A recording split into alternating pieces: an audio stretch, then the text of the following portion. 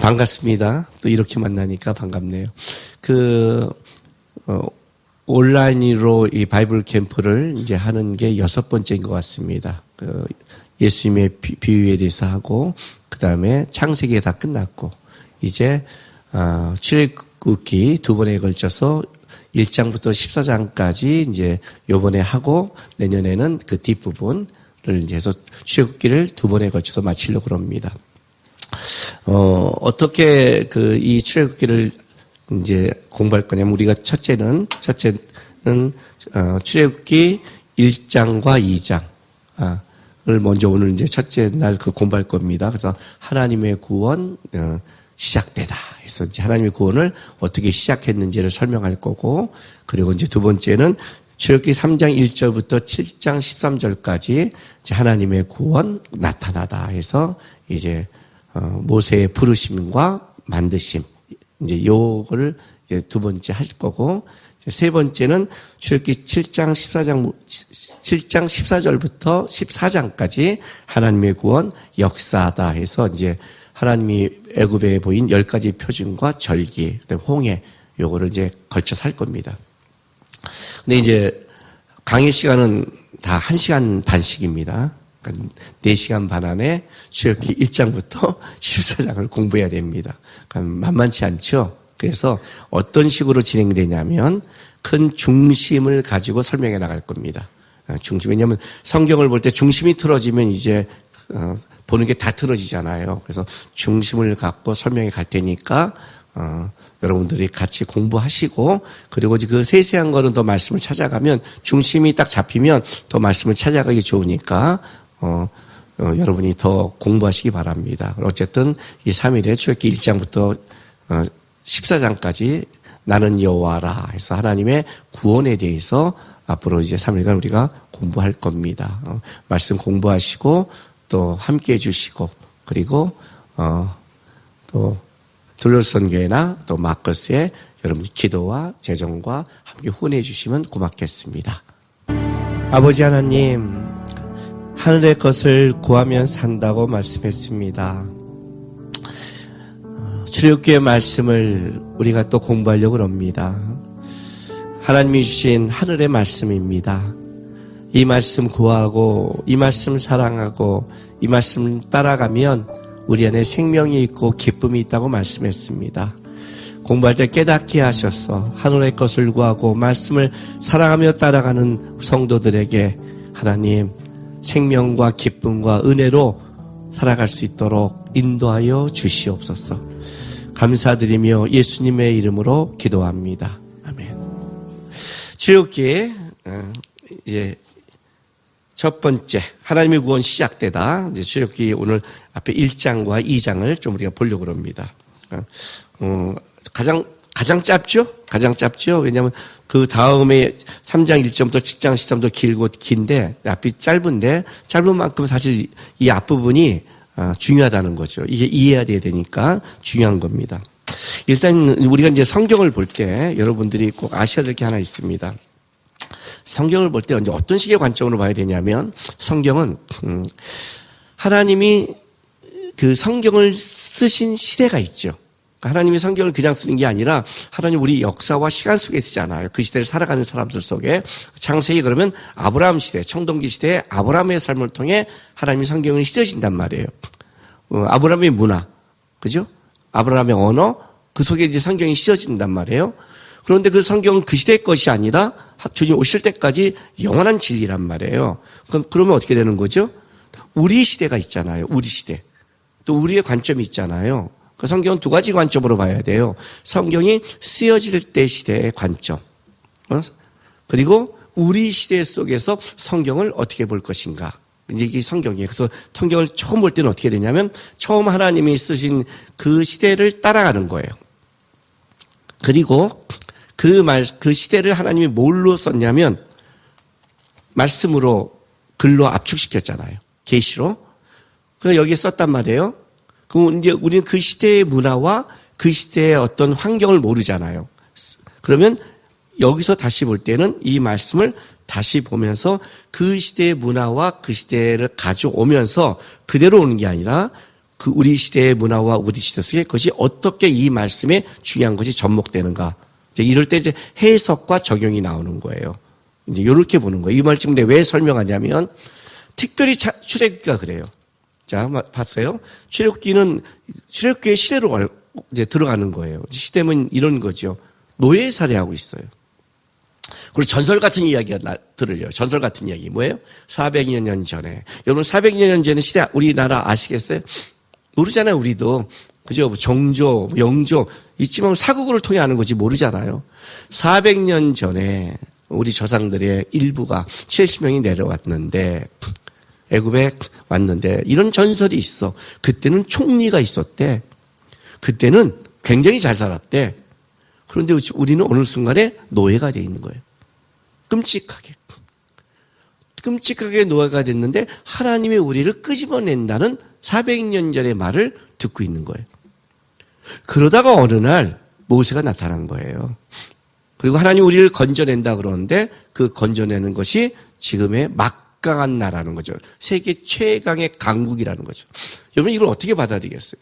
그냥 어느 날 뜬금없이 나타나서 제가 여러분에게 하나님 저에게 보냈습니다. 김정은을 만나러 가랍니다. 여러분 나한테 미쳤다고 하지 않겠어요? 광신도를 하지 않겠냐고요. 400년 전 예언을 갖고 와서 한다면 이게 출애굽기의 시작이라는 거죠. 근데 우리는 이제 어떻게 보냐면 성경을 보는 잘못된 게 뭐냐면 우리는 벌써 성경을 다 알아요. 그러니까 여러분은 벌써 이게 드라마를 보면 우리가 이제 추리를 보면 어떻게 되냐면 누가 범인이지 이게 찾아가잖아요. 근데 여러분도 알고 있어요 범인을 다. 왜 결국 끝편을 봤어 다. 제가 본 드라마 중에 이제 그 추리가 아주 기가 막힌 게 하나 있어요. 아까도 저기서 생각했는데 24시라는 드라마가 있어요. 범인을 그렇게 못 찾을 수 없어요. 나중에 깨요. 그 보면 막 머리시잖아요. 그랬더니 우리 아는 선교사님이 막 누구지 했더니 아내가 딱 그러더래요. 가르쳐 줄까? 이 아내는 24표를 봐버렸어요. 자기는 이러면 못 견딘대요. 마치 결과를 딱 보고 범인이 누군지 알아요. 내가 가르쳐 줄까? 그랬더니 말하지 마! 말해. 언제든지 가르쳐 줄게. 여러분은 벌써 결과를 알고 있어요. 그렇게 성경을 보니까 어떻게 되죠? 성경이 어떤 때는 틀어지는 거예요. 왜? 출애굽기의 시작을 할 때 항상 성경은 이렇게 시작한다고 했어요. 우리가 있는 성경은 창세기, 출애굽기, 레위기로 있지만 성경이 쓰여질 당시는 출애굽기, 창세기, 레위기라고 했어요. 출애굽한 백성들이 출애굽을 하고 나서 하나님이 그를 시내산에 불러서 창세기를 모세에게 설명하죠. 그걸 쓴단 말이에요. 그런 시작은 뭐예요? 출애굽기한 사람 창세기란 책이 없었다는 뜻이죠. 어느 날 갑자기 400년 전에 있던 예언의 말씀이 실현된다가 그들이 겪은 현실인 거예요. 현실. 이 현실을 여러분이 보면서 이제 성경을 봐야 돼. 그 느낌이 오는 거예요. 느낌이. 근데 우리는 이제 벌써 과거를 다 하니까 어떻고 하니까 이스라엘 백성들이 고민하고 왜 믿음이 없고 싸우는 거에 대해서 실질적으로 모르는 거예요. 이제 출애굽기 2장도 그래서 그런 실수를 해요. 왜냐면 출애굽기 2장 좀 이따 보면 알겠지만 여기 출애굽기 2장에는 모세의 이름, 요기베스의 이름은 뭐 아브라함의 이름 아무것도 안 나타나지 않아요. 레이 남자, 레이 여자예요. 근데 벌써 우리는 요기베스를 알아요. 그래서 요기베스 노래를 만들잖아요. 그잖아요. 그죠? 성경에는 없던 내용이 우리는 들어와요. 왜? 우리는 결과를 알아서. 그게 이제 성경을 보는 눈이 틀어지게 만드는 거예요. 그러니까 이제 출애굽기는 이렇게 시작하는 거예요. 성경도 없고 어떤 아무것도 우리에게 내용이 없는 속에 400년 전에 전설 같은 이야기가 내려오고 있다. 우리 아브람과 이삭과 야곱의 하나님이 언젠가 우리를 애굽 땅에서 내보낼 거라는 전설 같은 이야기가 나오고 그걸 말한 요셉의 무덤과 저기 가나안 땅에 가보지 못한 노예가 어떻게 하겠어요? 그죠? 가나안에 가면 우리 그 조상들이 무덤이 있대더라. 그런데 여기 요셉이 무덤이 있는데 요셉이 그렇게 말해서 끄집어내렸다. 이것만 지금 갖고 있는 거예요. 이것만.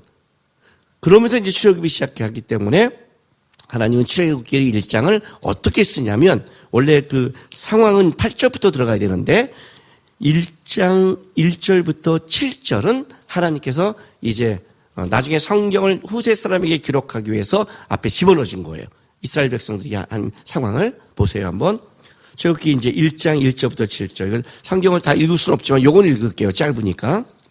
야곱과 함께 각각 자기 가족을 데리고 애굽에 이른 이스라엘 아들들의 이름은 이러하니 루벤과 시몬과 레위와 유다와 이스라엘과 스불론과 베냐민과 단과 납달리와 gad과 아셀이요. 야곱의 허리에서 나온 사람이 모두 70이요. 요셉은 애굽에 있었더라. 요게 이제 5절까지가 400년 전의 이야기죠. 그죠? 요셉이 있었더라. 그리고 6절. 요셉과 그의 모든 형제가 그 시대 사람 다 죽었고, 그리고 나서 이스라엘 자손은 생육하고 푸르나 번성하고 매우 강하여 온 땅에 가득하게 되었더라. 요 7절 하나가 400년이 지난 거예요. 너무 인생 허무하죠? 그죠? 한두 절 사이에 400년 지났으니 우리 인생 아무것도 아닌 거죠. 그죠? 아무것도 아니라면. 그러니까 성경은 우리가 얼마나 오래 샀냐가 중요한 게 아니에요. 하나님의 역사 속에 의미가 있어야 돼요, 삶이. 그게 더 중요한 거예요. 근데 보세요. 우리는 읽었지만 요 짧은 이 7절 속에 창세기가 3개가 연결되어 있어요. 자, 야곱과 함께 각각 자기 가족을 데리고 애굽에 이른 이스라엘의 아들들은 이렇게 이름은 이렇게 나가요. 자, 창세기 46장.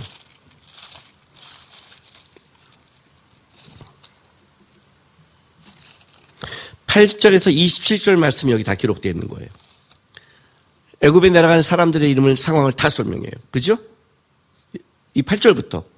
그리고 나서 창세기 46장 26절 27절 볼게요. 야곱과 함께 애굽에 들어간 야곱의 며느리들 외에 66명이니 이는 다 야곱의 몸에서 태어난 자이며 애굽에서 요셉에 낳은 아들은 2명이니 야곱의 집사람으로 애굽에 이른 자는 모두 70명이었더라. 그죠? 창세기를 받는 거예요. 1절에서 이스라엘은 이러하니 시작하는데 창세기에 내려갔던 400년 전 이야기를 먼저 딱 받아서 창세기와 출애굽기를 연결시켜줘요. 예? 자, 또 보세요. 5절. 야곱의 허리에서 나온 사람이 모두 70이요. 야곱의 허리. 창세기 35장.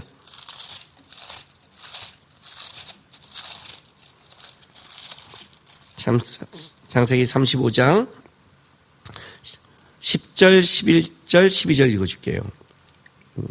하나님이 그에게 이르시되 내 이름을 야곱이지만은 내 이름을 다시는 야곱이라 부르지 않겠고 이스라엘이 내 이름이 되리라 하시고 그가 그의 이름을 이스라엘이라 부르시고 하나님이 그에게 이르시되 나는 전능한 하나님이라 생육하며 번성하라 한 백성과 백성들의 총회가 내게서 나오고 왕들이 내 허리에서 나오리라. 내 허리에서 나오리라.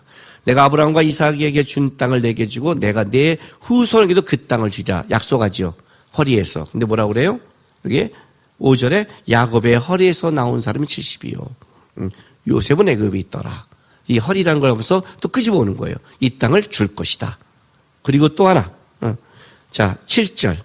이스라엘 자손은 생육하고 불어나 번성하고 창세기 46장 3절. 46장 3절 말씀.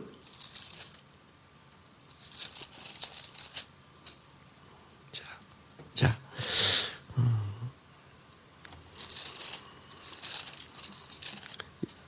하나님이 이르시되 나는 하나님이라. 내 아버지의 하나님이니 애굽으로 내려가기를 두려워하지 말라. 내가 거기서 너로 큰 민족을 이루게 하리라.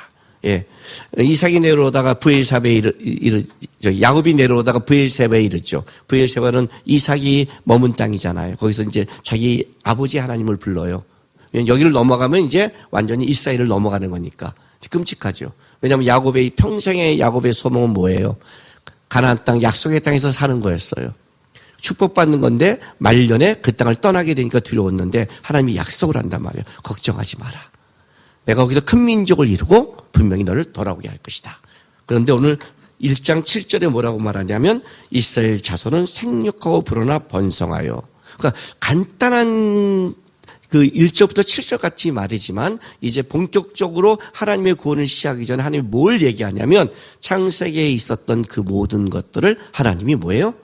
지금 400년 동안 완성시켰다를 설명하는 거예요. 그래서 오늘 이게 재밌는 표현이 이거예요. 1장 1절. 야곱과 함께 각각 자기 가족을 데리고 이른 누구? 이스라엘의 아들들의 이름은. 그리고 7절에 이스라엘 자손은 이렇게 나가요. 하나님이 부를 때 이제 야곱은 두 가지 이름이 있죠. 그죠? 태어나서 이삭이 지어진 자기 이름, 야곱이라는 이름이 있고 또가 뭐가 있어요? 하나님이 바꾸신 이름, 이스라엘. 그래서 이제 이스라엘이 야곱의 이름이 됐지만 이스라엘은 또 뭐가 돼요? 국호가 되죠. 나라의 이름이 되잖아요. 그 선택받은 나라 이름이 된단 말이에요. 그래서 성경에 하나님이 야곱아 이렇게 부를 때가 있어요. 그건 뭐예요? 개인 야곱을 부르는 거예요. 그러나 이스라엘아 이렇게 부르는 건 뭐죠? 그거는 언약의 백성, 선택의 백성을 상징하는 거예요.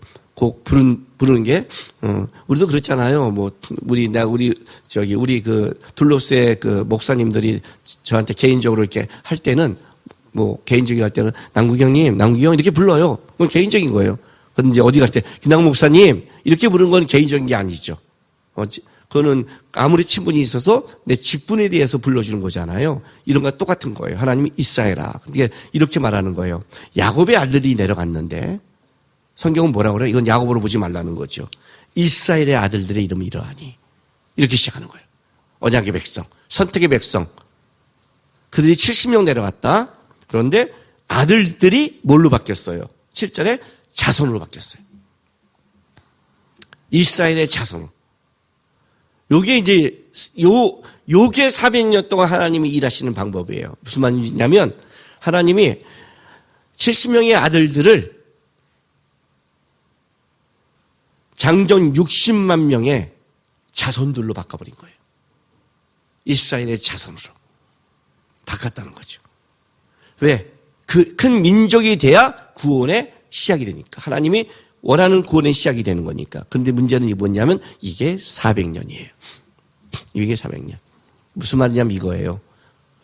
400년 동안 이스라엘 백성은 뭐 했냐면 노예살이 했고요. 애 낳고 그거밖에 없었어요. 버티는 거밖에 없었어요. 요셉을 모르는 새 왕이 나타나서 그들이 당한 것은 끔찍한, 여러분 노예예요, 노예. 종이라고요. 종. 그냥 밑에서 일하는 사람이 아니라 급이 다른 거예요. 그러니까 짐승 대접을 못 받아요. 여러분 노예로 400년을 산다면 어떻게 했어요? 여러분의 자손들이. 거기 소명이 있어요? 거기 비전이 있어요? 우리 요즘 많은 사람들이 내 비전은, 내 꿈은 이렇게 말하죠. 그죠? 요즘 특별히 인본주의 시대는 뭘 말하냐면 내 거의 성취를 얘기하잖아요. 나는 어떻게 살아야 될 것인가? 난 할 것인가? 근데 만약 그 자매한테 만약 요즘 결혼을 앞둔 자매한테 너의 비전은 그냥 집에서 살림하고 애 한 3명 낳고 남편 잘 섬기다가 그냥 죽어라. 하면 여자들이 지금 뭐랄까요? 인권 나오지 않겠어요? 여성 비하. 그렇지 않겠어요? 목사님이 무슨 여자들이 무슨 일을 해. 그냥 애 낳고, 애나 많이 낳고 죽지. 그러면 나 당장 지금 어떻게 되죠? 여성 비하화된 목사 되죠. 그죠? 요즘 시대에. 그러죠? 예. 네. 근데 그게 사명이라면 받아들이겠냐고요. 이때 사명이 뭔지 아세요? 애 많이 낳고, 왜? 이때의 사명은 이거예요. 민족을 만들어야 되니까. 애를 안 낳으면 안 돼요, 이때는요. 애를 지가 늦게 낳으면 그만큼 600년 돼요, 600년. 하나님 무조건 민족을 만들 거니까 애를, 아니, 한 사람이 6명씩 낳으면 300년으로 줄 수 있어요. 장정 600만 명이니까. 그잖아요. 하나님이 만든 민족의 수가 있을 거 아니에요, 민족의 수가. 그게 늦으면 더 가는 거죠. 1000년 가는 거죠. 그러니까 요즘에 애 1명 낳잖아요. 그럼 고생 1000년 하는 거예요. 이런 법칙을 받아들일 수 있겠냐고요, 우리가. 그죠? 비전이 뭐냐? 노예 살면서 애 낳는 거다. 받아들이겠어요? 인권주의 시대는 못 받아들이죠. 근데 이게 하나님의 역사였다는 거죠. 그런데 이스라엘 백성 입장을 볼게요. 이스라엘 백성 입장은 하나님이 일하신다고 볼까요? 노예살이 하는데 우리 맨날 고생하면 뭐라는데 하나님 계세요 그러는데 하나님 계실까? 이게 맞을까? 우리 조상들의 말이 진짜 맞나? 한 200년 지나보세요. 헛소리한 거 아닌가? 끔찍한데 비전은 있는가? 그런데 하나님은 일하시고 있다. 성경은 딱 그래요. 아들들을 자손으로 만들었다. 창세기의 말씀이 이루어졌다가 출애굽기의 시작인 거예요. 그러니까 구원과 하나님의 역사는요. 뭐에서 시작되냐면 그냥 내가 어떤 것을 하나님 앞에 성취하고 일하느냐고 따지는 게 아니라 하나님은 언제든지 내 삶의 일하심을 믿고 살아가는 거예요. 그냥 그것이 나에게 내 인생 속에는 그것이 느껴지지 않는다 죽는다면 어떻게 돼요? 다음 세대에 역사하겠죠. 그죠? 그러니까 뭘 버려야 되냐면 내 시대에 내가 나를 통해서만 하나님이 일해야 된다는 이 야망과 욕심을 버려야 돼요. 왜 사람들이 교만하고 타락한 줄 아세요? 자기를 통해서만 일한다고 생각을 하세요. 그건 말도 안 되는 소리예요. 모세가 강건한데 하나님이 끝내는 거 보세요. 너의 강건함과 상관없어요. 하나님 때만 따라가는 거예요. 이게 출애굽의 시작인 거예요. 창세기의 말씀이 성취됐고 드디어 하나님의 말씀이 아들들이 민족으로 된 이 400년 동안에 아들을 낳고 노예로 버텨온 이스라엘 백성이 있었기에 하나님이 시작한다. 그리고 하나님은 보이지 않는 것 같고 일하지 않는 것 같지만 일하시고 있고 역사를 주관하고 있다를 먼저 선포하고 시작하는 거예요. 그리고 이제 그 시대로 들어가는 거예요. 이제 그 시대는 어때냐? 들어갔더니 일단 8절부터 10절을 좀 볼게요. 8절부터. 왜냐하면 이제 11절부터 22절까지 이스라엘 백성들이 아주 혹독한 바로가 혹독하게 핍박이 시작되는 거예요. 그 핍박되는데, 자, 7절부터 10절 볼게요. 8절부터. 요셉을 알지 못하는 새 왕이 일어나 애굽을 다스리더니, 저는 가끔 성경을 보면 드라마틱해요. 벌써 번성하더라 그래도 좋았는데 요셉을 알지 못하는 새 왕이 일어나. 느낌 다르죠? 아, 니네 고생 좀 하겠구나 벌써 쫙 깔죠, 그죠? 네, 드라마처럼 딱 깔고 일어나 애굽을 다스리더니 그가 그 백성이 이르되 이 백성 이스라엘 자손이 우리보다 많고 강하도다. 자, 우리가 그들에 대하여 지혜롭게 하자. 그 지혜롭게 한다는 것은 이스라엘 백성들의 힘을 약화시키자 이런 뜻이에요. 지금 약화시키자. 두렵건대 그들이 더 많게 되면 전쟁이 일어날 때 우리 대적과 합하여 우리와 싸우고 이 땅에 나갈까 하노라 하고 이제 바로가 첫 번째 계획이 뭐예요? 감독들을 그들 위에 세우고 그들에게 무거운 짐을 지워 괴롭게 하여 그들로 바로를 위하여 국고성 비동과 라암색을 건축하게 하니라 해서 이제 뭐냐면 아주 혹독한 성을 싸움으로 노동을 시키는 거고 힘을 쭉 빼는 거죠. 왜? 지금 이스라엘 백성들의 가장 큰 문제는 뭐예요? 하나님의 비전이 뭐라고요? 애 낳는 것. 애 낳는 것. 그 하나님의 비전은 이루어지고 있다 이거죠. 애를 막 낳으니까 안 되겠는 거예요. 인원수가 많아지니까. 여러분 알잖아요. 인원수에 많은 건 무서워요. 우리가 중국에 가장 무서운 건 인원수 아니에요. 중국은요 그냥 아이디어 하나 좋고 머리 좋은 한 놈이 딱 나타나면 그냥 하루에도 몇 명의 재벌이 나온대요. 왜냐하면 내가 어떤 좋은 아이템을 만들어서 팔았는데 한 사람당 1,000원씩만 남겼어요. 그럼 얼마인 줄 알아요? 10억, 1조. 중국은 뭐 해외를 볼 필요가 없대요. 자기네 안에서 뭐 하나 딱 대박 터지면 그냥 몇 천억. 우리는 말도 안 되는 숫자잖아요. 그죠? 우리 마커스가 중국에서 했으면 지금 부자 돼 있어요. 음원 판매가 달라요. 음원 판매가 달라요. 뭐 10배가 아니에요. 10배가. 제 설교 책이 달라요. 내가 중국 모습 했다면 달라요. 우리는 어째 미국도 달라요. 미국도 인구가 많아요. 한국은 적어요. 그러니까 우리가 가난한 거예요. 인구수를 무시 못 하잖아요. 인구수가 막 증가한단 말이에요. 증가한단 말이에요. 이게 겁나는 거예요. 겁나는 거예요. 그래서 어떤 머리를 짰냐면 인구수 증가를 막자. 혹독하게 시키자 한 거예요. 근데 이제 이거죠. 왜 이스라엘 백성들을 혹독하게 시켰을까? 이유가 뭘까? 이 부분은 굉장히 중요해요. 제가 그 옛날에 바이블 캠프를 했을 때 이제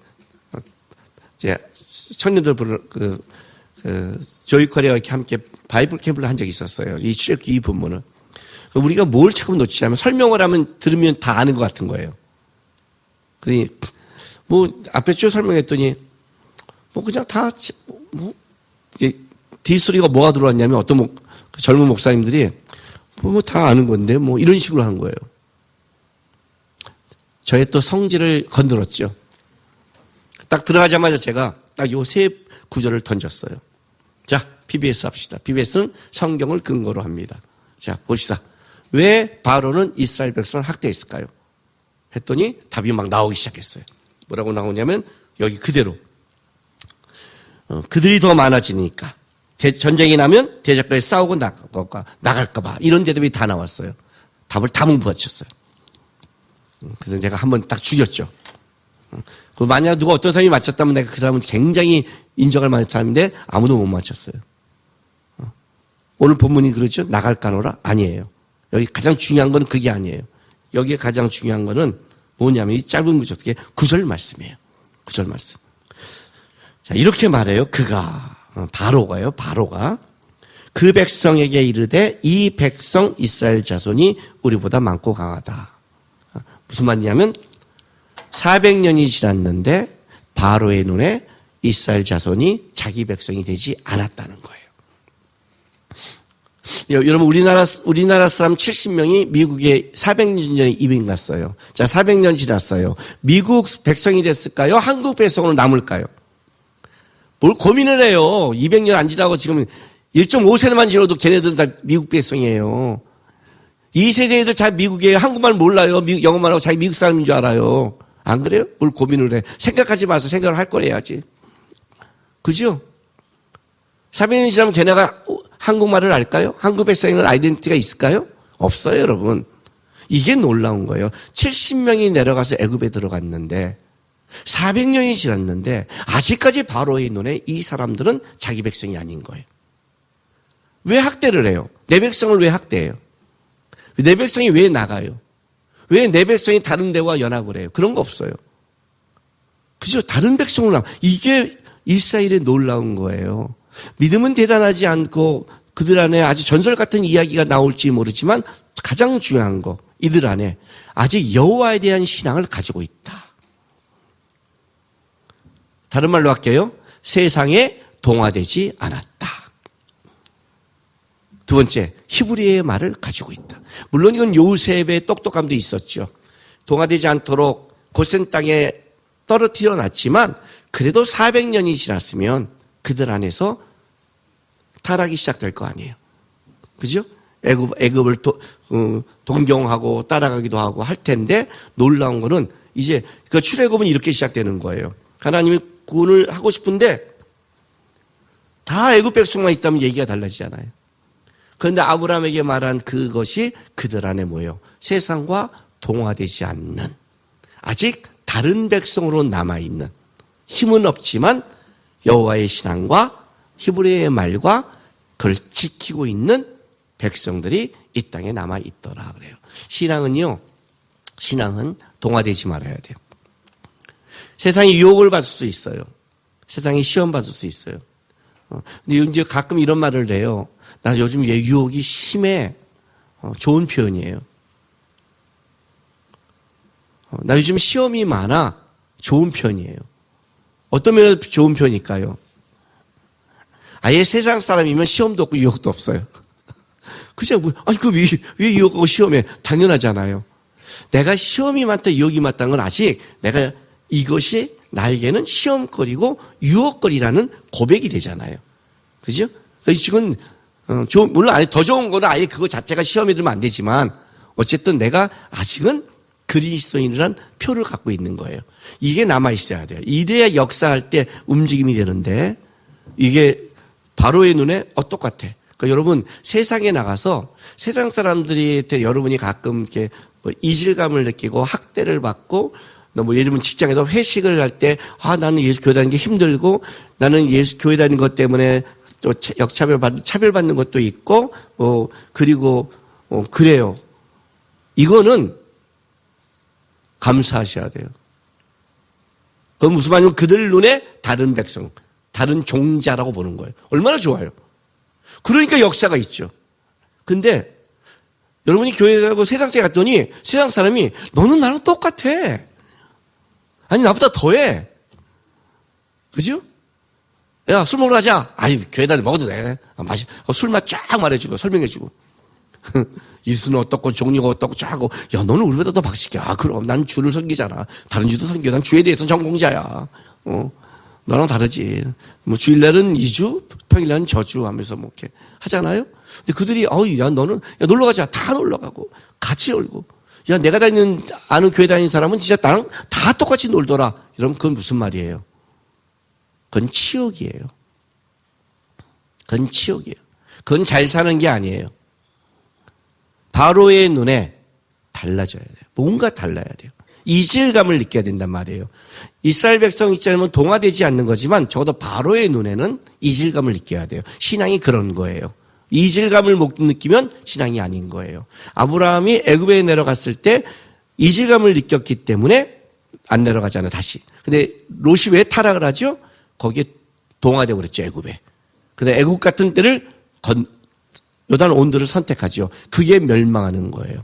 여러분이 멸망은 나중에 주님 오시기 전에 벌써 결정나 있어요. 제가 멸망으로 갈는지 연단으로 가는지 하나님 앞에 한번 두들겨 맞아야 되는지 벌써 여기서 결정나 있어요.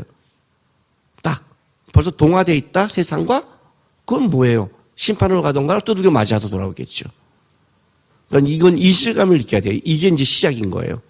세상의 눈에. 그래서 이제 바로가 세 가지를 가지고 이스라엘 백성들에게 이제 하는 거예요. 이 세 가지를 갖는 거는 뭐냐면 첫 번째 거를 했는데 실패하니까 두 번째가 세 번째로 가는 거예요. 첫 번째가 뭐냐?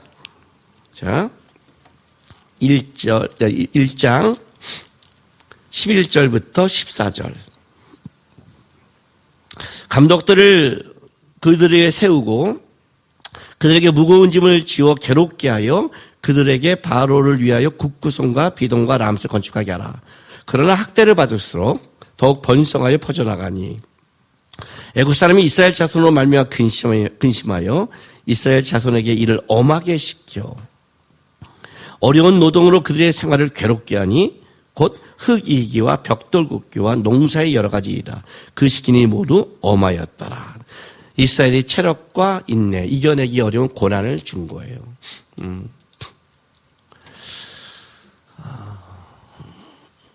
나 예수 믿었는데 왜 더 힘들지? 힘들어요. 이거 이스라엘 백성들만 생각하면 안 돼요. 우리가 미단에 영적으로 강성해지고 믿음을 더 올라오면 사단과 세상은 두려워해요. 우리한테 첫 번째 오는 건 고난이라는 거예요. 세상은 우리를 그냥 놔두지 않아요. 힘들게 하고 고난을 시켜요. 이 방법은 바로의 방법이기도 하지만 세상의 방법이기도 한 거예요. 왜? 혹독한 고난은 누구에게도 지치게 만드니까. 바로가 노예 자체가 힘든 일이에요. 그죠? 노예 자체가 살아가는 게 힘든데 그 노예에게 아주 작정을 하고 힘들게 하겠다고 마음먹었어요. 그럼 어떻게 된 거죠? 이건 진짜 반죽인 거예요. 어디가 목적이냐면요. 어디가 목적이냐면 집에 가서 떡이 되고 실신하는 게 목적이에요. 왜? 여기에 가장 큰 목적은 뭐죠? 아기를 못 낳게 하는 거죠. 번성하는 거니까. 아기를 못 낳게 하는 게 목적이란 말이에요. 그러니까 아기를 못 낳으면 어떻게 돼요? 아주 몸을 그냥 그런 성적인 관계를 할 생각을 못 하도록 정신적으로, 육체적으로 힘들게 해야 돼요. 이건 두 가지가 다 해야 돼요. 육체적으로 힘들만 하면 안 돼요. 정신적으로 힘들면 안 돼요. 인간은 이 두 가지를 다 해야 돼요. 근데 사실은 영적 공격도 있죠. 영적인 공격, 정신적인 공격, 그 육체적인 공격이 지금 벌어지고 있는 거예요. 바로가. 아주 엄하였다가 강조되죠. 예. 노예 자체의 일이 엄한데, 아니, 엄했다고 말한 거는 진짜, 반 죽게끔 한 거예요. 그런데, 이스라엘 백성들은 체력이 좋은지, 뭐라고 말하냐면, 학대를 받을수록 더욱 번성하여 퍼져나간대요. 여기 재밌는 게, 이 학대는요, 욕보이다, 괴롭게 하다, 육체적 고통을 넘어서 멸시해요. 그러니까 정신적으로 지금 굉장히 공격을 가는 거예요. 그런데 더 번성한대요. 그러니까 이런 거죠. 그럼 이스라엘 백성 체력이 좋았을까요? 그건 아니겠죠. 제가 아는 이제 성도 중에서 아이가 많은 성도들이 있어요. 아이가 많으니까 금술이 되게 좋은 줄 알았어요. 근데 뭐라고 말하냐면, 아니요, 그렇게 금술 좋지 않아요. 그래요. 그렇게. 아니, 이렇게, 희한해요. 진짜 몇 번 하는데 그게 다 해요. 그 몇 번이 다예요. 미쳐버리겠어요. 이렇게 한 관계가 모두 애로 연결되는 부부가 있어요. 그건 잘 황당하죠. 그죠? 어떤 사람은 애를 갖게 해서 그렇게 오래돼도 안 되는데, 이스라엘 백성이 뭐냐면, 이건 이제 하나님의 역사인 거예요, 그냥. 노동으로 힘들고 못하고 떡신 정신이 있다가, 근데 그래도 어느 날 갑자기 어떤 한번 하면 전부 다 막, 쌍둥이 막. 하나님이 낳겠다면 야곱이 양만 그러나? 사람은 쌍둥이가 안 나오나? 환장하겠죠, 그죠? 오랫동안 나는 아닌데 새 쌍둥이 나오면 한 방에 그냥 몇 번 다 끝내버리잖아요. 그 역사가 있지 않겠어요? 이게 이제 당황하는 거예요. 이게 당황하는 거예요. 이 바로가 이게 첫 번째 이 환란이죠. 이거죠. 바로의 힘과 세상의 공격이 하나님의 역사와 비전을 막지 못하더라요. 하나님이 이제 일을 시작하기로 작정한 이상, 하나님이 이스라엘 백성들을 번성시켜서 나가기로 작정, 그것이 하나님의 계획에 있는 한 세상의 힘과 세상의 능력이 그걸 이기지 못하더라. 이게 무슨 말이냐면, 이 시대에 하나님의 역사는 애를 번성하게 하는 거였잖아요. 그죠? 그러니까 하나님이 역사한단 말이에요. 이제 우리 안에 이런 게 있어요. 내가 살아가면서 내 안에 하나님의 역사가 없는 것 같고 힘들고 어렵다가 해서 그것이 하나님의 없다, 역사하지 않는다는 어떤 기준이 되지 않아요. 그러니까 무슨 말이냐면, 내가 편하고 내가 원하는 것이 되면 하나님이 계신 거고, 내가 원치 않고 내가 원하는 걸 하나님이 안 한다고 해서 하나님이 없다는 기준이 여러분이 수 없다는 거예요. 여기서 이스라엘 백성들에게 가장 큰 소망은 뭘까요? 쉼일 거예요. 그죠? 근데 바로는 거기를 줄 마음이 없어요. 이스라엘 백성 입장에서 본다면 하나님이 계신다는데, 하나님을 돌보는데 우리는 왜 맨날 힘들지? 진짜 계신가? 그렇게 말할 수 있잖아요. 근데 하나님은 어떻게 역사해요? 너희가 원하는 쉼이 아니라 하나님의 뜻을 이루는 아이로 역사를 했어요. 우리가 하나님을 쫓아갈 때 가장 조심할 게 뭐냐면, 자꾸 자기에게 오는 그 기준을 자기 쪽에서 잡아요. 자기가 원하고 좋고 편하면 일하시는 거고 없으면 없다는, 하나님이 있고 없으면 그게 아니라 하나님은 일하시고 있어요. 다만 세상이 우리를 공격할 뿐이에요. 그러니까 세상의 공격과 세상의 어려움에 지치지만 자포가 안 하면 돼요. 포기 안 하면 돼요. 이스라엘 백성이 잘한 게 그거예요. 일단은 버티잖아요. 하나님이 일하시고 있는 거예요. 그러니까 이제 이걸 보니까 바로가 당황한 거죠. 바로가 이제 두 번째 공격을 시작해요. 그게 이제 15절. 애굽 왕이 히브리 산파 십부라라는 사람과 부하라 하는 사람에게 말하여, 십부라 아름다움, 부하 찰나람 이런 뜻이에요. 말하여 이르되 너희는 히브리 여인을 위하여 해산을 도울 때 그 자리를 살펴서 아들이거든 그를 죽이고 딸이거든 살려두라, 이렇게 말했어요. 그러니까 이게 뭐냐면 이때는 소극적 살인이에요. 소극적인 게 뭐냐면, 좀 이따가 이제 출애굽기 2장에 가면 적극적으로 해요. 적극적은 뭐죠? 아예 아이를 갖다가 나일강에다 빠뜨려 죽여버리죠. 그죠? 여기는 소극적인 거예요. 왜? 어쨌든 자녀를 죽인다는 건요, 폭동이 일어날 수 있어요. 여러분 그렇지 않겠어요? 사람이 아무리 자기가 힘들어 눈 돌아가는 게 뭐예요? 자칫 죽인다면 눈 돌아가지 않겠어요? 그잖아요. 어떤 사람은 이판사판 같이 축제할 수도 있잖아요. 그것도 지금 모든 가정을, 아이를 다 죽이는 건데, 이건 난리 날 사건이란 말이죠. 이스라엘 백성 강하고 잘못해서 이스라엘 백성들이 반란을 일으키면 죽인다로 끝나는 게 아니라, 지금 바로에게는요, 이스라엘 백성들은 노동력, 경제력이 돼요. 노예가 다 없어버리면 어떻게 해요? 이건 경제력이란 말이에요. 그러니까 이걸 다 죽이면 안 돼요. 진압한다고 대들면 다 죽여버리지, 그렇게 끝날 문제가 아니란 말이에요. 쉽게 말하면. 응? 여러분, 우리 기업들이 가끔 노조가 이렇게 하면 에이씨 다 잘라, 안 해. 왜 그렇게 못해요?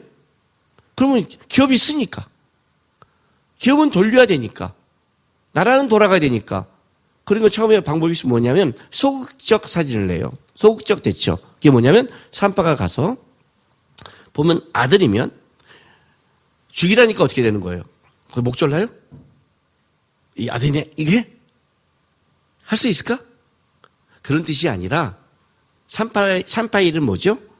아이가 낳도록 돕는 거죠. 예. 안 돕는 데요. 죽도록. 아니면 늦게 가는 거예요. 그래서 거기가 난산이 되게 만드는 것. 그러니까 그런 어떤 소극적 됐죠. 얘를 남자면 어쨌든 남자는 알아서 하고 여자라면 빨리 하라. 왜? 여자는 왜 할까요? 여자는 노동력이 필요하다니까요.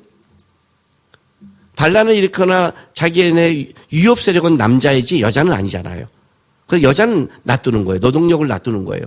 남자는 너가 적극적으로 하지 말고 알아서 애기 낳을 때 알아서 빨리빨리 남자들 많이 죽이라고 얘기하는 거예요. 바로 나름대로 머리를 쓴 거고 이스라엘을 생각한 거예요. 그런데 보세요. 17절. 그러나 산파들이 하나님을 두려워하여 애굽왕의 명령을 어기고 남자아이들 살린지라. 애굽왕이 산파를 불러 그들에게 이르되 너희가 어찌하여 이같이 남자아기를 살렸느냐. 산파가 바로에게 대답하되 우리 여인은 애굽 여인과 같지 않고 건장하여 산파가 그들에게 이르기 전에 해산하였더이다. 똑똑하죠? 똑똑해요. 근데 20절 봤더니 하나님이 그 산파들에게 은혜를 베푸시니 그 백성은 번성하여 매우 강해지니라. 사실은 이들이 재밌는 게 뭐냐면 진짜 바로보다 하나님을 더 두려워한 마음이 있었다는 거예요. 지금 이 산파들의 신앙이 어느 정도의 신앙일까요? 여러분 산파들의 신앙이 여기 21절 보세요. 그 산파들은 하나님을 경외하였으므로 하나님이 그들의 집안을 흥하게 하신지라. 자, 산파들이 하나님을 경외했다. 어느 정도 경외했을까요? 산파들이 하나님을. 400년 전에 아직 동안 노예살이한 사람들인데. 그죠? 어느 정도 경외했을까요? 어느 정도 알았을까요? 이걸 좀 우리가 생각해 볼 필요가 있어요. 제가 마커스에서 설교할 때 지난주 목요일 날 이런 설교를 했어요. 이런 설교를. 여러분 하나님 사랑하십니까? 그리고 여러분 예수 그리스도를 나의 구주로 고백하십니까? 해놓고 여러분의 고백의 가치는 어느 정도 됩니까? 여러분의 사랑의 가치는 어느 정도 됩니까? 묻고 나서 그들에게 또 두 번째 제가 질문했어요. 여러분 하나님의 말씀이 진짜 기준입니까? 하나님의 말씀이 우리의 목표입니까?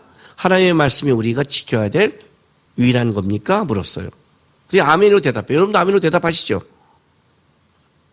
하나님 말씀 90%, 불경 10%? 아니잖아요. 우리 하나님 말씀이 100% 생명이고 100% 기존이고 100% 믿는 자잖아요. 맞죠? 동의하시죠? 그럼 제가 물었어요. 그럼 여러분들은 어느 때 하나님의 말씀을 기준이라면 어떤 때 하나님의 말씀을 지키세요? 그랬어요. 그잖아요. 여러분 하나님의 말씀이 목표인 두고 따라간다면 이게 추상적으로 말하지 말고 그럼 내가 말씀을 따라가야 되잖아요.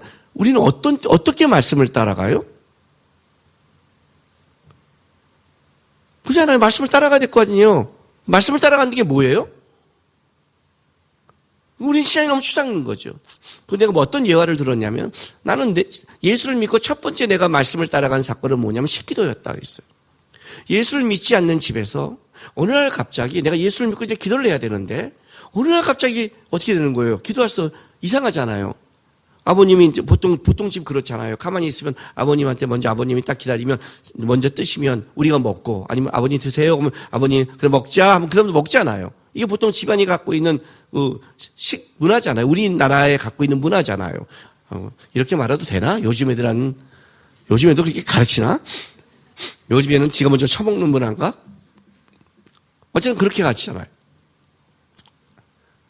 근데 이제 어느 날 아버님이 딱 하면 했는데 어느 날 난 기도를 해야 된단 말이야. 근데 그 하나님 나 식기도 하게 해주세요 하고 그 기도를 2달 하는 거예요. 2달 이상을. 하나님 나 식기도할 용기 주세요. 식기도할 용기 주세요. 그리고 어느 날 배란가 있다가 진짜 이제는 안 되겠다 생각해서 아버님 딱 숟갈 들자마자 탁 기도를 했어요. 눈 떠 보니까 아버님은 숟갈을 이렇게 들고 있는 거예요. 그분도 어쩌지를 못해. 먹어야 되나 말아야 되나 닦아야 되나 이놈이 기도하는데 기도는 경건한 걸 알고 있잖아요. 딱 있다가 가족들도 썰렁한 날 다 쳐다보는 썰렁한 분위기 속에서 아버님의 첫 번째 말이 앞으로 기도하고 밥 먹기로 했냐? 네. 그래. 도로가 얘가 진짜 기독교를 믿네? 그냥 교회만 다니는 게 아니네? 이제 이게 각인된 순간이에요. 나에게 있어 말씀을 따라간다는 거는 그거에서부터 시작이었어요. 말씀을 따라가는 게 추상적이지 않아요, 여러분. 우린 다 추상적이다 그래요. 그게 하나님을 경외하는 거예요. 나는 여러분 초신자예요. 내가 초신자. 성경을 알겠어요. 뭘 알겠어요. 불교 집안이었다 이제 예수를 믿었어요, 제가요. 근데 뭘 알았냐면 하나님이 주신 거 기도하고 먹어야 거 배웠어요. 나의 하나님을 경외하는 거는 내가 믿지 않는 가정 속에 하나님 앞에 기도하고 먹는 게 내가 하나님 믿는 고백이고 그거였어요. 뭐 대단한 게 아니었어요. 그러나 그건 나의 싸움이었고 그게 하나님 보시기에 경외함의 시작이었어요. 산파는요 뭐예요? 돕는 거예요. 근데 산파가 뭘 경외했냐면 바로의 명령으로 이스라엘 백성을 죽인 게 아닌 거예요. 적어도 자기에게는. 산파에게 하나님의 말씀을 따라간다는 것은 이 아이를 살려야 되는 거였어요. 그게 경외하는 거예요. 경외한다고 그러니까 산파가 하나님을 경외하니까 뭐 굉장한 머리 실력과 성경을 알고 통달하고 그런 걸 말하는 게 아니에요. 너의 삶의 현장 속에서 너가 세상의 힘에 굴복하고 세상의 힘을 쫓는 게 아니라 네가 할 수 있는 하나님 앞에서의 순종과 하나님 앞에서 살아가는 것 그게 경외하는 거예요. 거기서부터 시작하는 거라고요. 산파는 그걸 한 거예요. 그러니까 하나님 뭐래요? 경외했다는 거죠. 왜? 이런 거죠. 세상의 힘이 바로의 힘이 산파를 꺾지 못하더라요. 바로가 모든 걸 갖고 사람을 죽일 수 있는 능력이 다 있는데 히브리 산파 하나 꺾지 못하더라. 하나님을 경외하는 그 산파 하나를 못하더라. 하나님이 그 산파를 통해 바로를 꺾더라. 이래. 웃기죠? 이게 좀 논리가 안 되죠? 내가 식기도를 통해 하나님이 우리 집안의 모든 걸 바꿔버리더라. 나의 작은 경외함을 통해 하나님이 역사하더라. 이렇게 간다는 거죠. 우리는 그잖아요. 이거 갖고 돼? 내가 이거 지킨다고 돼? 내가 이거 하나하나 앞에 고백한다고 하나님이 일하실까? 우린 다 이런 신앙을 갖고 있잖아요. 근데 아니거든요. 하나님 그렇게 말하는 게 아니에요. 산파의 이걸 하나를 통해 세상을 꺾고 바로를 꺾더라. 하나님은 역사하더라. 이 얘기를 하는 거예요. 그러니까 하나님의 역사가 나중에 우리가 10가지 표징에는 막 초자연적으로 일하니까 그런 것만 기대하면 안 되는 거예요. 하나님의 일하심은 우리의 작은 경외함과 작은 순종을 통해 하나님은 어떻게 돼요? 일을 하시고 만드시더라. 이게 이제 그 사건인 거예요. 하나님을 경외한다. 여러분도 이제 삶 속에서 하나님을 경외하는 게 뭐예요? 그 작은 믿음의 싸움을 하시라고요. 맡겨진 곳에. 거기서 하나님이 일하시고 역사하신다. 어쨌든 이제 두 번째 계획도 깨졌어요. 바로가 이제 남은 수가 하나 있는 거예요. 이제 그게 1장 22절 보세요. 그러므로 바로가 그의 모든 백성에게 명령을 이르되 아들이 태어나거든 너희는 그를 나일강에 던지고 딸이거든 살려두라 하였더라. 이제는 안 되겠다. 이 방법도 안 되고 저 방법도 안 되면 이제 나일강을 통해 하겠다고 결정한 거예요. 이게 적극적인 방법이에요. 이건 이제 폭동이 일어나라죠. 그죠? 근데 이제 왜 나일강일까를 생각하셔야 돼요. 여러분 지금처럼 도로가 발달된 시대가 아니잖아요. 지금처럼 뭐 차량이 뭐 그런 시대가 아니잖아요. 지금도 만약에 포로로 끌려가 있는데 남자아이들을 다 죽이겠다고 끌고 가면 난리 나지 않을까요? 가장 좋은 건 뭐예요? 이게 아니라 가까운 데 땅을 파놓고 있잖아요. 한 그룹을 정해서 이게 A그룹, B그룹 딱 해서 거기를 다 포위하는 거예요. 그러니까 얘네 마을과 얘네 마을이 소통하지 못하도록 막아놓고 이쪽 마을을 딱 포위해서 이쪽 마을에 있는 남자아이들을 바로 옆에 땅에다 싹 묶고 죽여버리고 그다음 B로 넘어가고 C로 넘어가고 이렇게 해서 하나씩 처리하는 게 폭동도 안 일어나고 뭔 일이 벌어지는지 모르고 그냥 울음소리만 들리고 이렇게 가는 게 가장 지혜로운 방법이에요. 내가 왜 이런 걸 잘 알죠?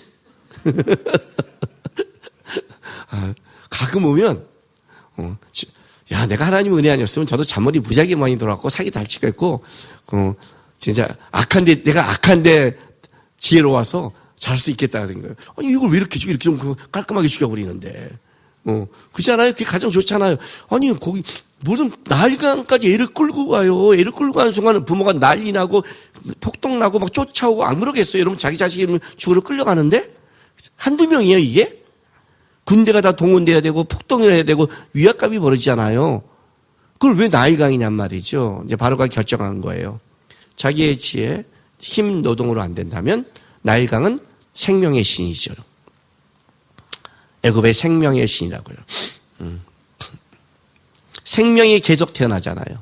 생명을 못 자르잖아요. 이스라엘에. 그러면 나일강에게, 자기 신에게 이 아이들을 죽임으로 우리의 생명의 힘으로 이스라엘의 생명을 끊어버리겠다고 작정한 거예요. 이제 신들의 전쟁이 된 거예요, 진짜. 바로가. 그래서 나일강인 거예요. 첫 번째 애굽을 하나님이 10가지 표징의 심판을 첫 번째가 나일강부터 시작해요. 그래서요. 나일강부터 시작하는 거예요. 그의 생명, 이스라엘의 생명을 끄는 것, 그리고 그의 생명이라고 말하는 것, 거기를 나일강부터 이제 모세가 나중에 이제 거기부터 시작하죠. 그죠? 그 나일강을 끌고 가는 거예요. 왜? 자기의 생명의 신한테 이 생명의 문제를 맡기는 거예요. 그러니까 어떤 끌고 가는데 문제 뭐 다 벌어진다 해도 이거는 신에게 맡기지 않으면 안 되겠다고 바로가 책임한 거죠. 그런데 끌고 가서 이제 엄청난 수의 이스라엘의 아이들이 죽어나가고 있는 거예요. 그 죽어나가는 시기 속에 2장 1절부터 시작되는 거죠. 시기 속에. 자, 레위 가족 중 한 사람이 가서 레위 여자에게 장가를 들어 그 여자가 임신하여 아들을 낳으니 그가 잘생긴 걸 보고 석 달 동안 그를 숨겼으나 라고 이제 시작을 하는 거예요. 석 달 숨겼어요. 왜? 아들인 걸 들키면 어떻게 되죠? 죽으니까. 근데 석 달 숨겼는데 더 이상 숨길 수 없는 상황이 된 걸로 시작하는 거예요. 더 숨길 수 없게 되며 그를 위하여 갈대 상자를 가져다가 역청과 나무진을 칠하고 아기를 거기 담아 나일강과 갈대 사이에 두고 그의 누이가 어떻게 되는지 알려고 멀리 섰더니 라고 이제 레위 여자의 지혜가 나오죠. 우리는 이게 누군지 다 알아요. 그렇죠? 레위 가족 중 한 사람 아므람이 가서 레위 여자 요게벳에게 가서 그 요게벳이 임신하여 아들이 낳으니 이제 알고 있는데 이제 성경은 어떻게 나온다고 그랬죠? 이름을 의도적으로 삭제시켰어요. 여기와 반대되는 성경이 어디냐면 사무엘상 1장 1절이에요. 한번 찾아볼게요. 자, 사무엘상 1절이죠. 에브라임의 산지 라마다임 소미에 에브라임 사람 엘가나라는 사람이 있었으니 그는 여로보암의 아들이요 엘루의 손자요 도의 증손이요 수베의 현손이었더라. 그에게 두 아내가 있었으니 이렇게 시작을 해요. 이게 이제 반대되는 거예요. 왜 반대냐? 일단 에브라임 산지 라마다임 소미에 에브라임 사람, 그러니까 에브라임이 강조되는 거예요. 에브라임 산지에 에브라임 사람이 있다고 했어요. 근데 이 에브라임 사람은 그러면 이제 여기서 태어난 애가 누구죠? 사무엘이죠. 그죠? 사무엘의 아버지가 엘가나고요. 그죠? 이 사람은 어디 사람이에요? 지파가? 에브라임이죠. 에브라임이 아니에요. 에브라임 지파가 아니에요. 레위 지파예요. 제사장은 레위 지파가예요. 나중에 나와요. 레위 지파라고. 근데 왜 에브라임 사람이라고 그랬을까? 이렇게 나가잖아요. 야곱의 다른 이름이 이스라엘이고 이스라엘은 야곱의 이름인 동시에 이스라엘의 국호예요. 그죠? 근데 이스라엘을 부르는 다른 표현이 하나 있어요. 그게 에브라임이에요. 너 에브라임아. 이제 선지서에 가면 이렇게 불러요. 너 에브라임아. 이거는 에브라임 지파를 얘기하는 게 아니라 너 이스라엘아. 왜? 나중에 이 이스라엘이 나눠질 때 10지파가 위로 올라가요. 북이스라엘로 2지파만 남아요. 유다와 시몬만 남아요.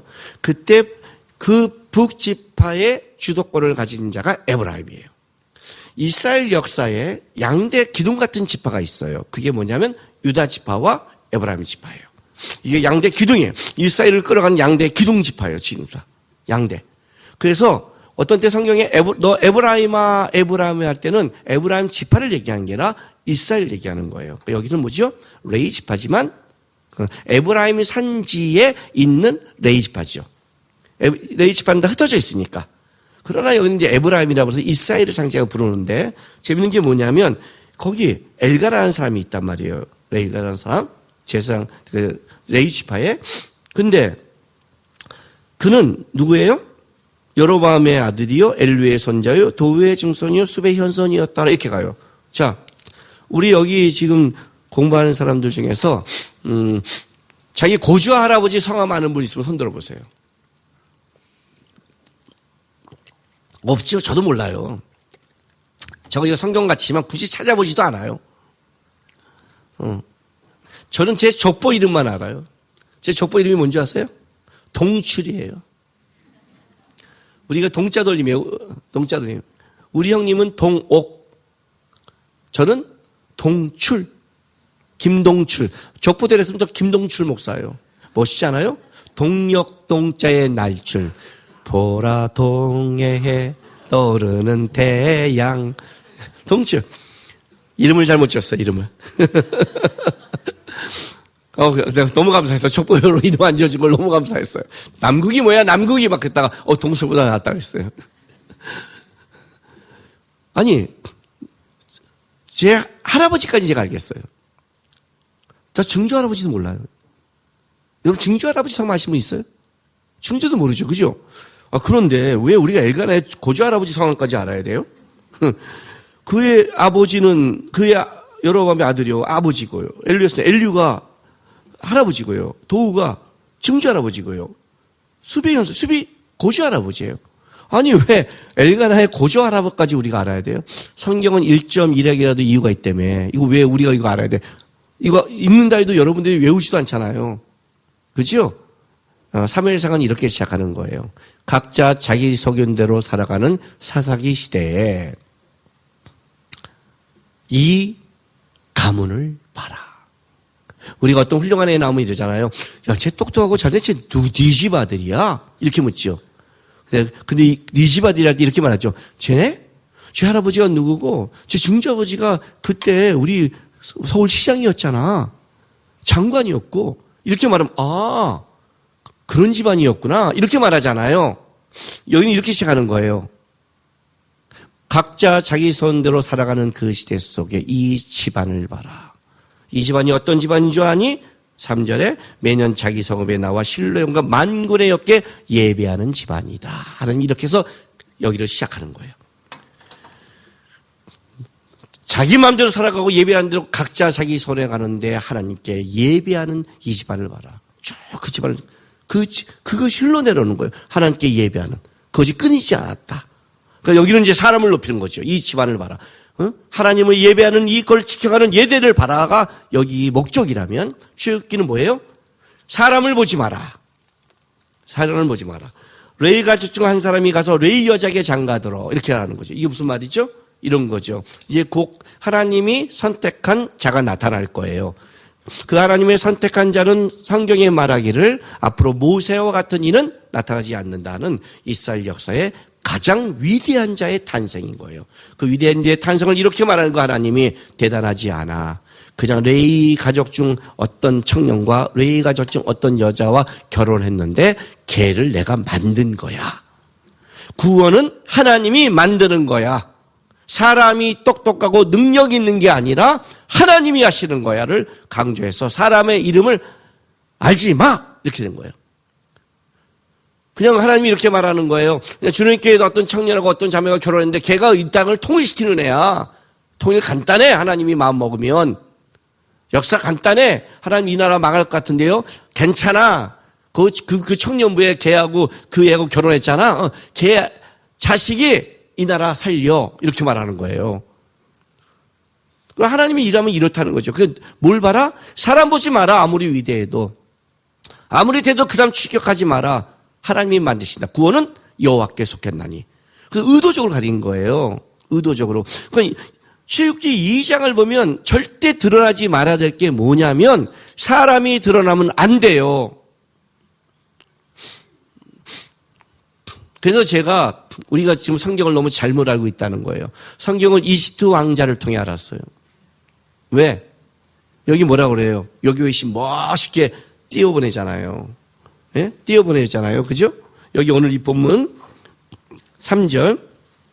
더 숨길 수 없게 되며 그를 위하여 갈대 상자를 가져다가, 자, 갈대인데 이 상자라는 단어가 특별한 단어예요. 성경에 딱 두 군데밖에 사용하지 않았어요. 여기하고 노아의 방주. 요 작은 아이의 담은 상자와 노아의 큰 모든 짐승을 담은 그 어마어마한 배와 똑같은 표현을 썼어요. 이 상자라는 게 그래요. 이게 뭐예요? 노아의 상자는 사람과 동물을 구원한 상자였죠. 그렇죠? 여기 이 갈대 상자는 이스라엘을 구원하는 상자가 됐죠. 하나님의 계획이 뜻이란 말이에요. 그리고 오늘날의 방주 상자는 교회를 상징하죠. 교회로. 모세라는 이 아기가 담긴 자그마한 상자와 인류의 역사상 첫 번째 심판을 해서 모두 쓸어버려서 거기에 동물 담은 3층짜리와 그 어마어마한 그 배에 갖고 있는 그 상자를 동일하게 썼다는 거죠. 크기의 문제가 아니라는 거예요. 하나님의 구원의 계획이란 뜻이죠. 오늘 여기도 그래서 여기 갈대 상자를 가다가 역청과 나무진을 칠하고, 그 노아 방주도 그렇게 칠하죠. 역청과 천연 아스팔트인데 그 조그만 아이도 물이 못 돌아가도록 하듯이 그것도 똑같이 그렇게 칠하는 거예요. 응? 그래서 갈대 나일강 갈대 사이에 두고, 그래서 두고, 이 두고가 여성령이란 말이죠. 그러니까 요기벳이 갖다 둔 거죠, 이렇게. 엄마가. 근데 우리는 이제 어떻게 뵀죠? 여호와는 어떻게 됐죠? 띄워 보내잖아요.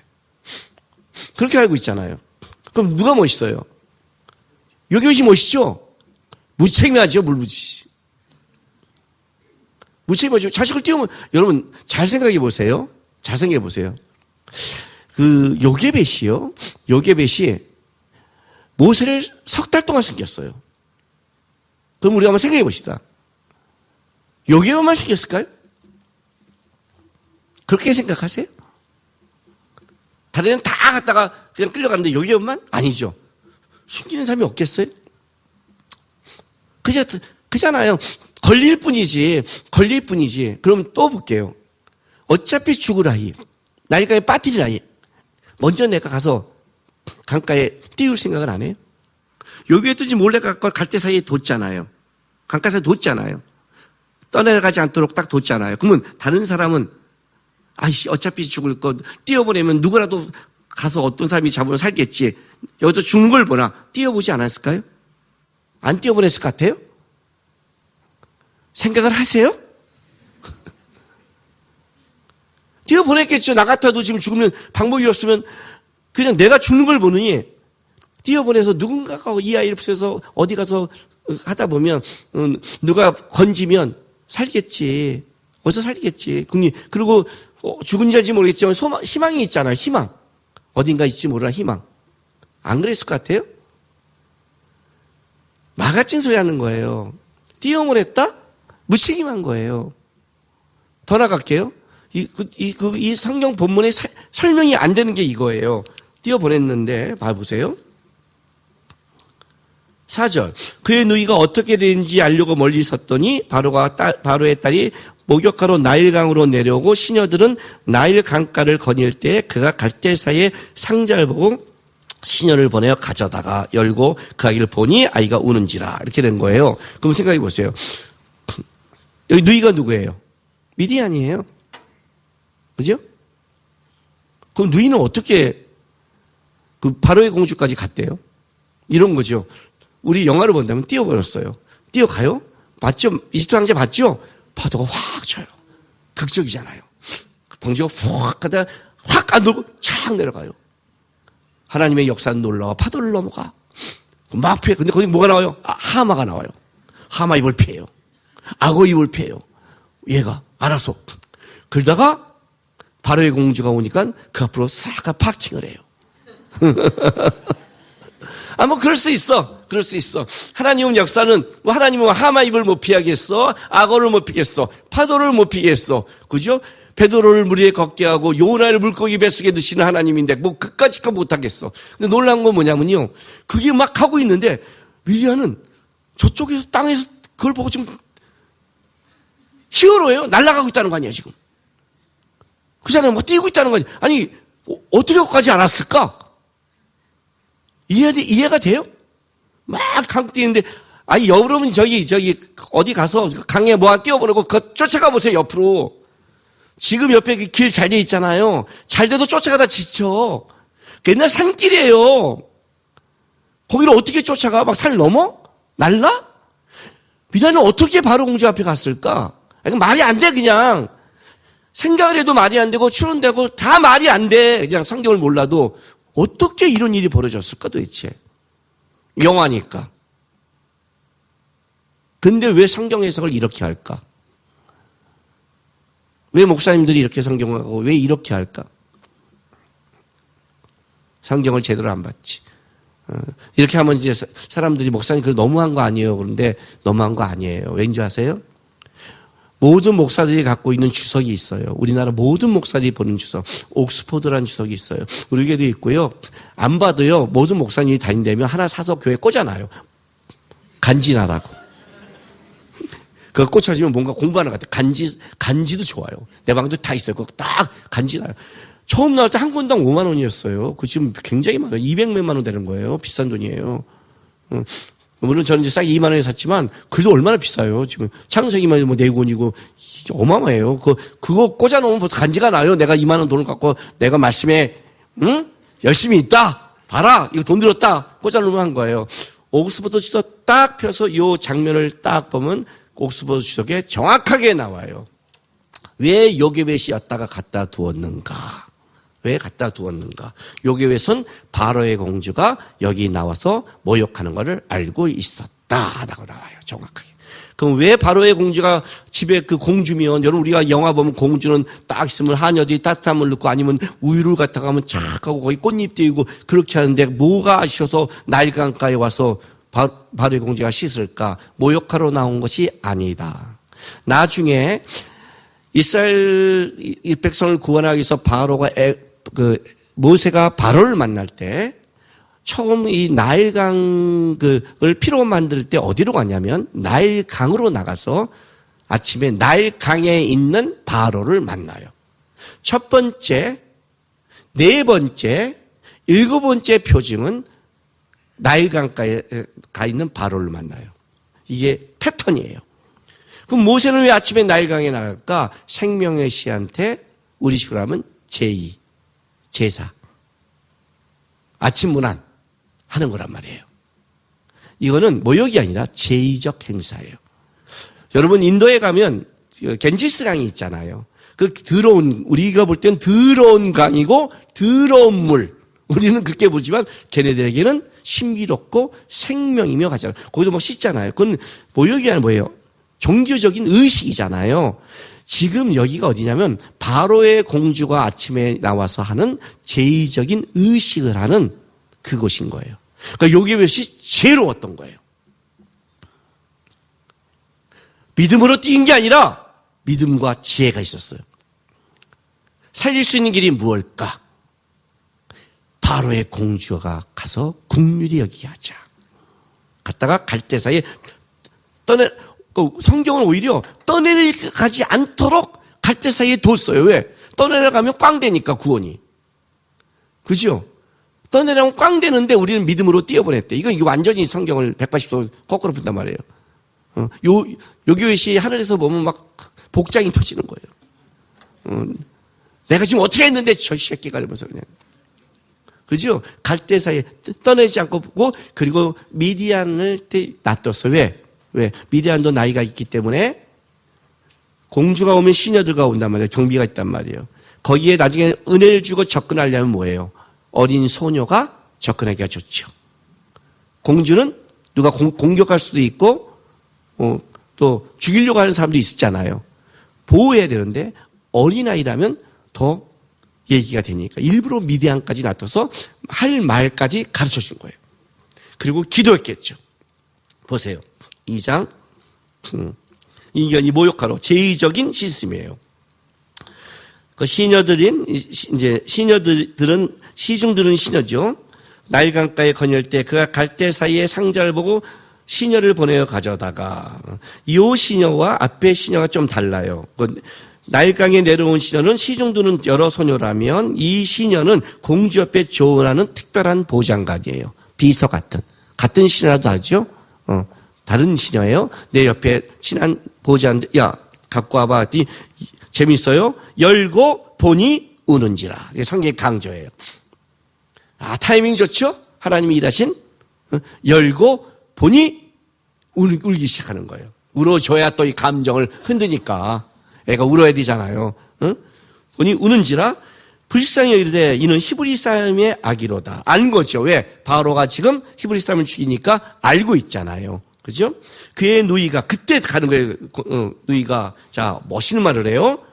바로의 딸을 위하여 내가 가서 당신을 위하여 히브리 여인 중에 유모를 불러다가 이 아이에게 젖을 먹이게 하리까 그래요. 자, 이게 당신 바로의 공주를 위하는 거예요? 아니면 아기를 위한 거예요? 네? 아기를 위한 거예요? 공주를 위한 거예요? 아니, 공주가 애 젖먹는 게 공주를 위한 거예요? 아기를 위한 거죠. 근데 재밌죠. 밀리암이 많이 재밌죠. 당신을 위하여. 왜 그럴까요? 이야기를 지금 어디서 건졌죠? 나일강에서 건진 거예요. 물에서 건진 거예요. 나일강은 뭐죠? 생명의 신이에요. 공주가 쉽게 버리기 어려워요. 자기가 여러분 우리 있잖아요. 이런 게 있어요. 제가 아는 분이 어떻게 어떻게 이 남자가 만났어요? 했더니 어떻게 만났냐면 자기가 하나님 이 남자입니까? 아닙니까? 하고 새벽 기도 와서 딱 기도하고 나가는데 그 남자가 밖에 서 있더래요. 이 남자구나. 샤머니즘이지 뭐. 그리고 나서 지금 후회하지. 개고생했다고. 왜 내가 그 미쳤나. 근데 왜 김남국 목사님을 만나지 않았을까. 잘못된 거지. 근데 우리가 느낌이 그렇잖아요. 기도 딱 했을 때 오면 그잖아요. 하나님 진짜 그 사람이 맞아요. 근데 그 사람이 차 타고 가다 딱 내려서 안녕. 그러면 어떻게 돼요? 차 타고 나를 만나게 했어. 우리 이런 식이잖아요. 왜냐하면 특별히 하나님 앞에 예배하고 나올 때 제의적 장소에 씻으러 왔는데 나일강에서 그 아이가 올라오는 거예요. 나일강에 준 아기인 거죠. 이 말이 참 좋은 거예요. 당신을 위하여. 이게 애매한 거예요. 이게 미리안이 아니라 요게벳의 얘기겠죠. 당신을 위해서. 당신을 위해서.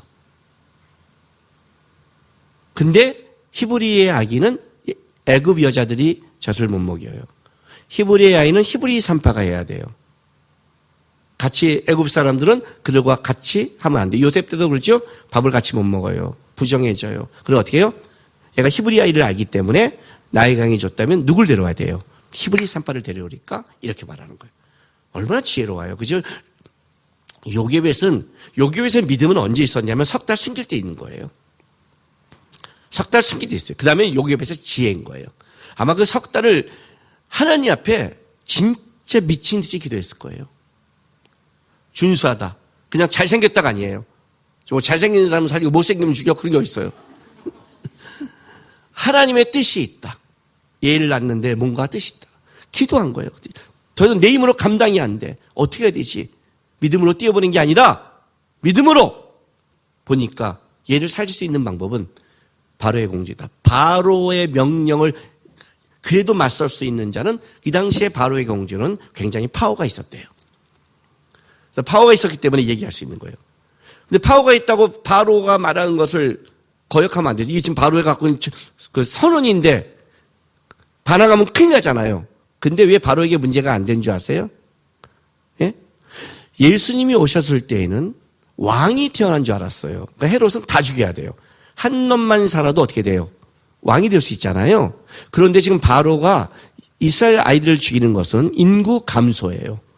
인구 감소라고. 그러니까 모든 자를 하나님의 계획은 구원자였지만 구원자의 탄생이 아니라 인구를 감소시킨 거기 때문에 남자아이 한 명 정도 살려서 문제가 되지 않는 거예요. 바로에게는 특별히 바로의 공주가 생명의 그 강에서 건졌고 그러기에 얘를 살린다 말한다면 그 한 명 갖고 바로와 바로의 공주가 대치할 이유가 없는 거예요. 이 싸움에. 그러니까 이건 진짜 기가 막힌 지혜인 거거든요. 근데 건져내서 가서 딱 이렇게 당신을 위하여. 그러니까 나일강에서 당신에게 준 생명인데 당신을 내어 내가 이를 데려옵니까? 하니까 바로가 공주가 뭐라고 그래요? 자, 8절 바로의 딸이 이르게 가라 하며 그 소녀가 가서 그의 아이 어머니를 불러오니. 영화로 보면 최고의 사기죠, 그죠? 다 해놓고 다시 가서 엄마 오고 동생 오고 그 다음부터 뭐래요? 자, 9절에 바로의 딸이 그에게 이르되 그 아기를 데려다가 나를 위하여 젖을 먹이라. 봤죠? 나를 위하여 젖을 먹이라. 내가 그 싹을 주리라. 여인이 그 아이를 데려다가 젖을 먹이고 그 아기가 자라매 바로의 딸에게 데려가니 그가 그의 아들이 되리라. 그가 그 이름을 모세라 하여 이르되 이는 내가 그를 물에서 건져냈습니다. 자, 이제는 바로의 딸의 돈으로 이제 먹고 살아요. 최고의 사기예요. 이거 영화 만들면 재밌을 것 같아요. 사기는 이렇게 해줘야 되는데. 기가 막히죠? 오히려 거꾸로 바뀌어버렸단 말이에요. 이거 이렇게 말하는 거예요. 하나님이 아이를 죽인다고 너의 이스라엘의 강함과 나가는 것을 막을 수 있니? 그러니까 바로가 세상은 정확히는 모르지만 사단도 영적인 두려움과 어떤 영적인 민감함이 있어요. 왜? 결국 하나님이 이스라엘 백성을 나가게 하는 것을 바로는 먼저 느끼고 있는 거예요. 물론 잘못 알고 있죠. 강해지면 나갈까? 이렇게 착각했지만 강해져 나가는 게 아니라 하나님이 나가게 하려고 강하게 하신 거죠. 근데 이 나간다는 거는 그들도 느끼고 있는 거예요. 그죠? 느끼고 있는 거예요. 근데 하나님이 이렇게 말하는 거예요. 자, 너의 생명의 신이 너에게 돌려보냈어. 너가 생명의 신을 믿고 나일강을 믿고 다 죽이려고 그랬지. 니네 나일강이 구원을 막을 수 있을 것 같아? 니네 나일강이 그 바로의 공주에게 모세를 줬어. 알아? 응? 그리고 너희가 구원자를 공부시키고 먹여 살릴 거야. 내가 너희의 돈과 너희의 걸로 우리 구원자를 키울 거야. 하나님의 반전인 거예요. 꺾을 수 없다. 하나님의 계획은 바로와 세상이 꺾을 수 없다. 그 하나님의 계획까지 가는 동안에 어려움과 고난은 있을지 모르지만 하나님의 계획은 구원은 꺾이지 않는다. 그래서 바로는 이제 많은 아이가 죽었기 때문에 안심하고 있었지만 사실은 모세라는 하나님의 구원자를 본격적으로 바로의 궁에서 하나님이 자라게 하시는 거예요. 멋있죠, 반전이요. 예. 그리고 이제 40년이 또 후딱 지났네요. 우리 지금 440년 온 거예요. 1조부터 400년, 440년 되게 빠르죠? 예. 그러니까 여러분 잘 사세요. 잘 사세요. 재밌는 게 뭔지 아세요? 여기서 여기까지 440년이 왔는데요. 이제 곧 모세의 부르심 할 때는 3장, 4장은 그날 순간에 벌어진 사건을 그렇게 오래 기록해요. 그러니까 성경이 우리를 보는 시간의 눈이 다르죠. 그죠? 하나님 앞에 있는 그 시간의 가치와 여러분이 세상 속에 있는 가치는 하나님 앞에는 기록되지 않는 거예요, 오히려. 가치가 다른 거예요. 훅 지나갔어요. 40년 지났어요. 자, 모세가 장성한 후. 보통 이제 그 아이를 40절에 그가 그 이름을 다시 바로에게 딸에 데려갔더니 그의 이름을 모세라 했단 말이에요. 그러면 이제 애기니까 요기벳의 집에 가서 얘가 젖될 때까지 키운 거예요. 그리고 그때 젖을 떼고 다시 바로에게 그러니까 공주에게 돌려보내는 거예요.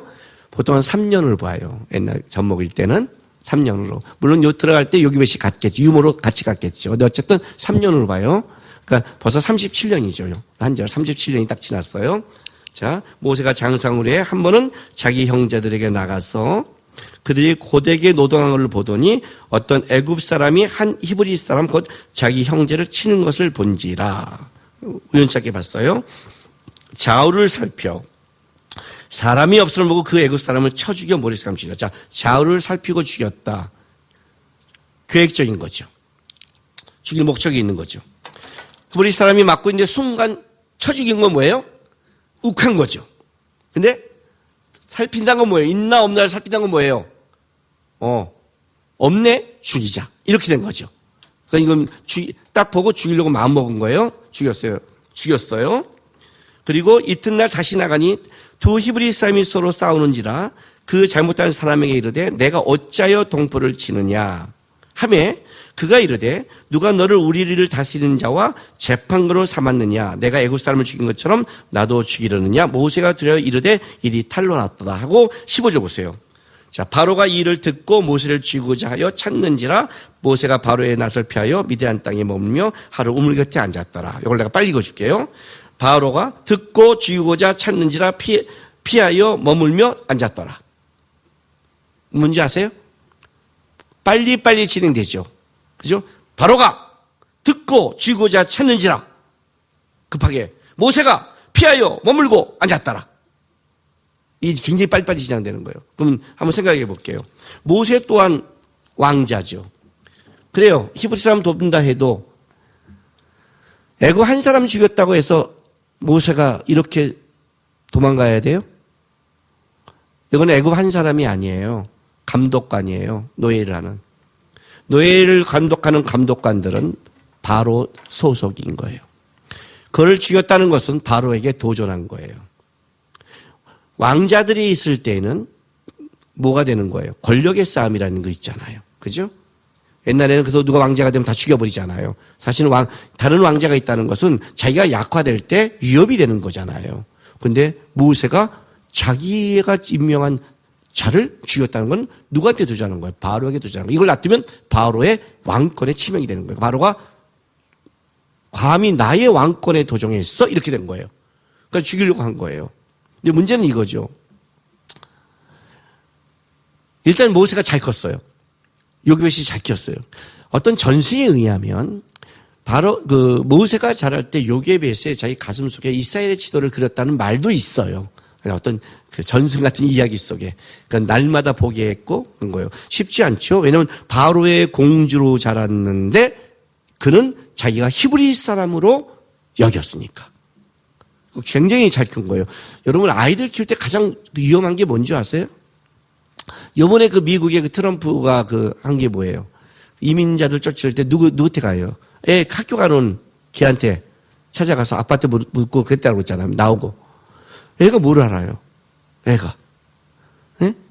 4살, 5살짜리가 뭘 알아요? 만약에 요기벳이 잘못하면 가서 바로의 공주 앞에 나 히브리 사람이고 나 히브리래. 나 언젠가 이렇게 말해버리면 어떻게 되는 거예요? 여기서 날아가는 거예요. 그죠? 그럼 안 갇히면 어떻게 해야 돼 또? 애굽 왕자가 되지 않을까? 분명히 얘는 히브리 사람으로 하나님이 너를 구원자로 선택했다는 걸 요기벳이 가르쳤기 때문에 그게 자랐는데 이게 바로의 공주에 걸리면 안 되잖아요. 이거 굉장히 어려운 싸움이에요, 여러분. 이거 키우는 거는 애들이 분별을 못하면 막 말을 한단 말이에요. 그래서 진짜 잘 큰 거예요. 지혜롭게 잘 컸어요. 바로 그 아래서 모세가 잘 컸어요. 그래서 커서 자기 형제들에게 나간다는 것은 히브리 사람을 나는 애굽 왕자지만 형제로 여긴 거잖아요. 애굽 사람이 형제가 아니라 잘 키웠단 말이에요. 근데 애굽 사람이 형제를 핍박하니까 좌우를 살피고 힘이 있으니까 죽여버린 거예요. 그 다음 날 때는 히브리 사람이니까 그러면 안 되잖아요. 왜? 같이 힘을 합쳐 나가기도 어려울 텐데 모세는 나가는 건 알고 있지만 하나님이 어떻게 일하시는지 모르고 있으니까 힘을 합쳐도 안 되는데 지네끼리 싸우면 안 되니까 야, 왜 니네끼리 싸워? 그랬는데 놀랍게도 고발을 누가 했냐면 히브리 사람이 했잖아요. 이건 충격인 거예요. 근데 이제 여기에 이 문제가 대두되는 거예요. 오늘 이 본문은 이거예요. 13절과 14절이 대치하고 있는 거예요. 그래서 13절, 자 봐요. 두 히브리 사람이 서로 싸우는지라. 그 잘못한 사람에게 잘못했다는 건 의도적으로 사악한 행동을 했다는 거예요. 진짜 모세가 노게 두 히브리 사람인데 그냥 다툼이 아니라 한 사람이 진짜 잘못한 거예요. 왜 지적했더니 이렇게 말해요. 내가 어찌하여 동포를 치느냐? 진짜 잘못한 사람이죠. 응? 사악하게 동포한테 어찌하여 치느냐? 그랬더니 14절에 그가 이래요. 누가 너를 우리를 다스린 자와 재판으로 삼았느냐? 이게 충돌하는 거예요. 뭐예요? 너 왜 치니? 누가 너를 삼았니? 누가 너한테 권위를 줬니에요? 이게 충돌한 거예요. 모세의 착각, 세상적인 능력, 실력 다 갖추면 자기가 할 수 있다는 착각이에요. 하나님이 권위를 주지 않으면 어떤 역사도 없어요. 여러분이 누군가를 충고하고 누군가를 할 때 가장 중요한 게 뭔지 아세요? 옳은 말로 변화되지 않아요. 하나님이 권위를 주셔야 돼요. 이게 중요한 거예요. 하나님이 권위를 주려면 일단은 하나님 앞에 권위 있는 삶 먼저 사셔야죠. 하나님 앞에 사는 게 뭔가 그거 배우는 게 이제 미디안이에요. 모세는 왕궁에서 잘 자랐어요. 그리고 자기 형제도 누군지 줄 알고 여기에 잘 가르쳐서 자기가 뭔가 형제를 위해서 가르쳤을 거 아니에요. 구원자, 하나님 널 특별한 게 있다. 그러니까 자기는 그 특별한 일을 하려고 나간 것 뿐이었어요. 그런데 하나님이 주신 때와 주신 권위가 아니니까 무너진 거예요. 여기서 다 무너진 거예요. 이제 이게 뭘 만드느냐? 40년을 더 연장시키는 거예요. 연장. 죽겠죠, 그죠? 뭐 한번 잘못하면 40년씩 늘어나니까. 그죠? 자, 그리고 나서 이제 2장 16절부터 25절이 드디어 뭐예요? 미디안에 가서 이제 힘 빼는 시간. 진짜 급하게 도망갔잖아요. 급하게 도망갔어요. 그래서 누구를 만났냐면 시보라를 만나요. 근데 만나는 건 뭐냐면 애굽 사람들이 미디안의 목자들을 괴롭힌 걸 보면서 모세가 도와주잖아요. 그 도와주는 걸 보면서 이드로가 좋게 여겨서 생각해 보세요. 40세의 모세는 어떻게 생겼냐면요. 학식에 능한 자의 모습이고 왕자니까 피부도 좋았을 거예요. 그죠? 잘 먹었으니까 또 여러분 감독관을 한 방에 때려 죽일 정도라면요. 이 칼싸움 다 했을 거예요. 급소를 할 거예요. 진짜 자기가 해도 정점에 이르렀을 거예요. 한 방에 죽일 수 있는. 그러니까 여기는 진짜 제대로 군사훈련과 다 배운 사람이 나온 거니까 이 광야에서 양치는 사람들 이런 뭐예요. 그냥 양아치 비슷한 사람들과 다르죠. 우리로 말한다면 UDT에서 특전사 장교가 나온 건데 동네 양아치 몇 명 정도 이거 치면 되잖아요. 제가 아는 그 목사님께서 북한에서 탈출한 목사님이 계신데 북한 최고의 부대 옛날 영화 CD에 나온 그런 부대 출신이에요. 몇 명까지 상대해요? 그랬더니 그냥 일반 이런 사람들은 20몇 명까지 상대한대요. 그냥 자기는 딱 치는 데가 급소만 안 돼요. 그 싸움은 이렇게 해도 상관없대요. 딱 숨어서 방위만 막으면 된대요. 왜?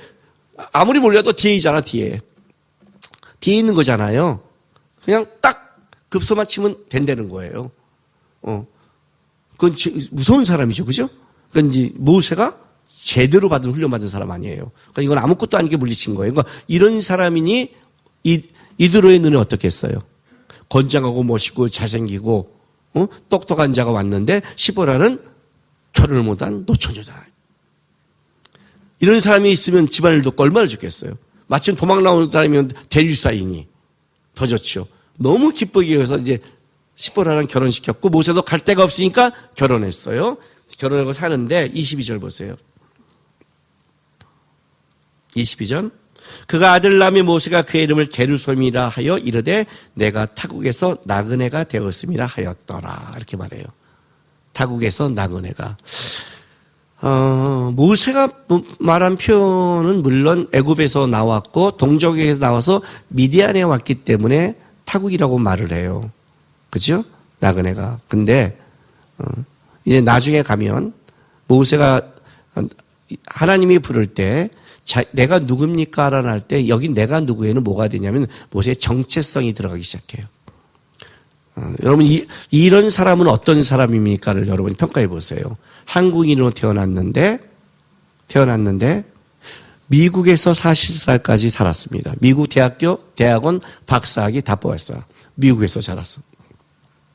그런데 아프리카 가서 결혼해서 아프리카 여자와 40년을 살았습니다. 아프리카 사람일까요? 미국 사람일까요? 한국 사람일까요? 이 사람은 어떤 사람일까요? 모세가 그렇죠. 히브리로 태어났는데 애굽 왕국에서 40년 살았습니다. 애굽의 문화를 배웁니다. 근데 미디안에 가서 미디안 여자와 결혼해서 또 40년을 삽니다. 모세는 어떤 사람일까요? 나그네죠. 그냥 자기는 나그네라고 말하지만 사실 이 땅은 나그네죠. 이해가 돼요? 정체성이란 하나님을 만나지 않으면 안 생기는 거예요. 모세의 인생의 정체성은 하나님 앞에서 오는 거예요. 세상에 갖고 정체성을 찾으려 하지 마세요. 중요한 건 이거예요. 모세는 지금 나그네라는 것은 정치 없이 살아간다는 뜻이에요. 근데 이 나그네 기간 동안에 하나님이 뭘 하셨냐면 힘을 빼기 시작했어요. 그가 갖고 있는 실력, 똑똑함. 말을 얼마나 잘했겠어요. 나중엔 모세가 말 못한다지만 말 잘했거든요. 물론 아론이 더 말을 잘했지만 이 집안도 말 잘하는 집안이에요. 여러분, 내가 우리 집에 가면 말을 안 해요. 왜? 우리 집엔 말 잘하는 사람이 너무 많아서. 이해가 돼요? 나도 말 잘한다고 하잖아요. 저도 말싸움에 접은 적이 없어요. 근데 우리 집에 가면 왜 안 할까요? 우리 집 형제들은 다 입으로 처먹고 살아요. 형은 법대생, 나는 신학과, 동생은 철학과, 막내도 신학과, 다 입으로 먹는 직업들. 그냥 복잡해요. 한 놈이라도 안 해야 돼요. 말하기 시작하면 밤새야 돼요. 여기 진짜 말 잘해. 모세가 말 못했는데 정도 아니라 아론이 더 잘할 뿐이에요. 그렇죠? 잘하니까 가서 설득하려고 그랬잖아요. 잘하니까 설득하려고 했던 거예요. 근데 하나님이 힘을 빼기 시작했어요. 왜? 자기의 것을 붙잡는 순간 어떤 일이 벌어져요? 실수하니까.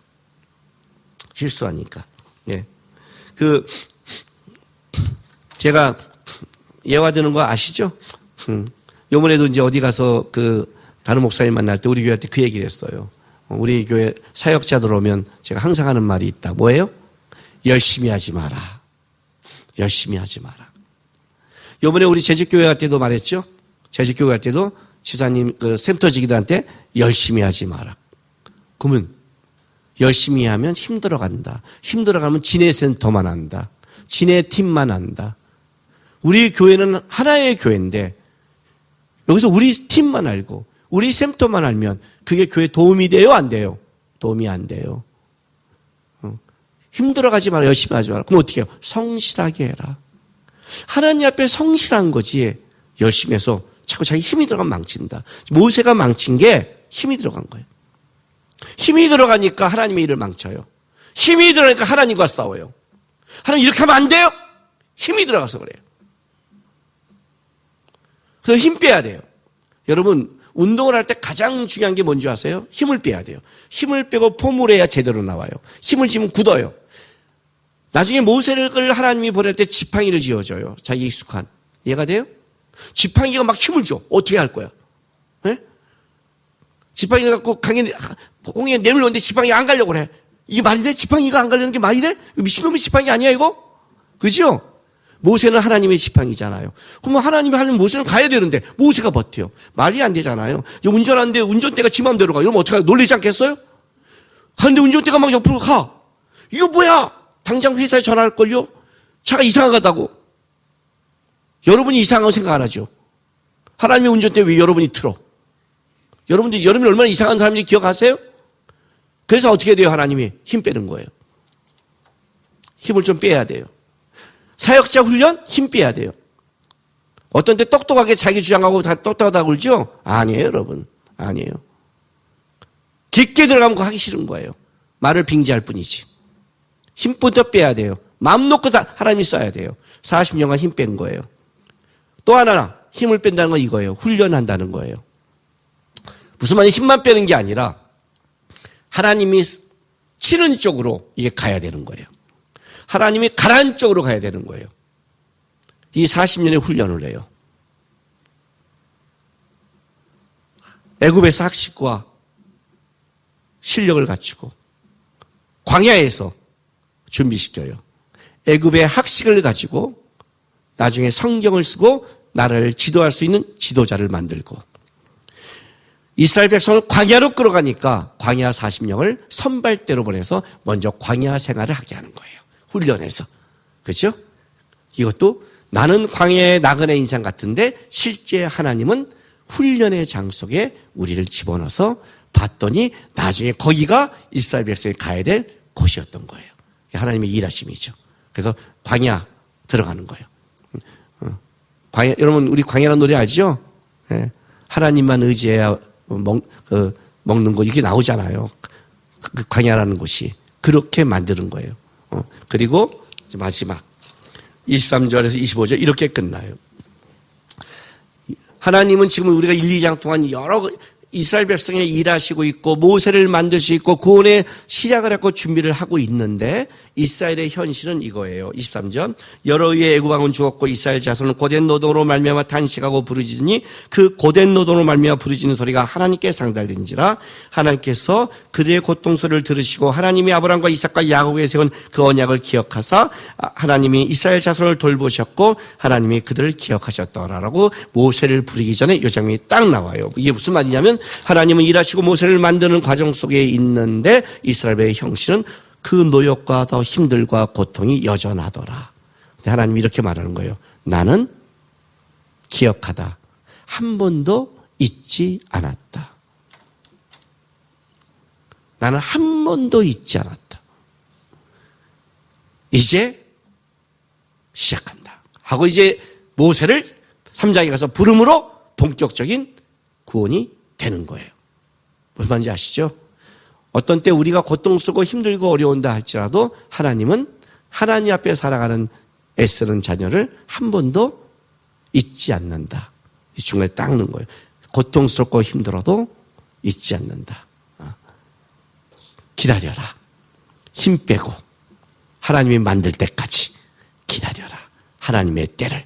그러면 하나님은 일하시고 역사할 것이다. 그래서 1, 2장은 이 얘기를 하는 거예요. 한쪽에 이스라엘 백성은 400년 전에 전설 같은 이야기를 갖고 있고, 하나님 우리를 내보낸다는 이야기를 갖고 있지만 자기의 현실 속에 그런 징조는 하나도 보이지 않고, 그럼에도 그들 안에는 여호와의 신앙을 지키고 하나님을 두려워하는 마음을 가지고 있는 갖고 있는 거기. 이쪽에서는 하나님은 400년 동안 아이를 낳게 하시고 바로의 공격에서 승리하게 하시고 나일강이 쳐도 하나님 구원을 만드시고 준비하시고 하나님의 구원의 때를 모세를 통해 일하시는 하나님의 일하심과 구원하심은 멈춘 적이 없다를 보여주는 양대 기둥이 쫙 되는 거예요. 이걸 만났을 때 이제 폭발하는 거죠. 우리의 인생 속에도 하나님이 그렇게 일하시니까 보이지 않는다 해도 기다리고 동화되지 않고 지켜나가면 하나님의 때에 하나님의 일하심이 나타난다. 이게 1, 2장의 결론입니다. 예. 기도 한번 합시다. 다 같이.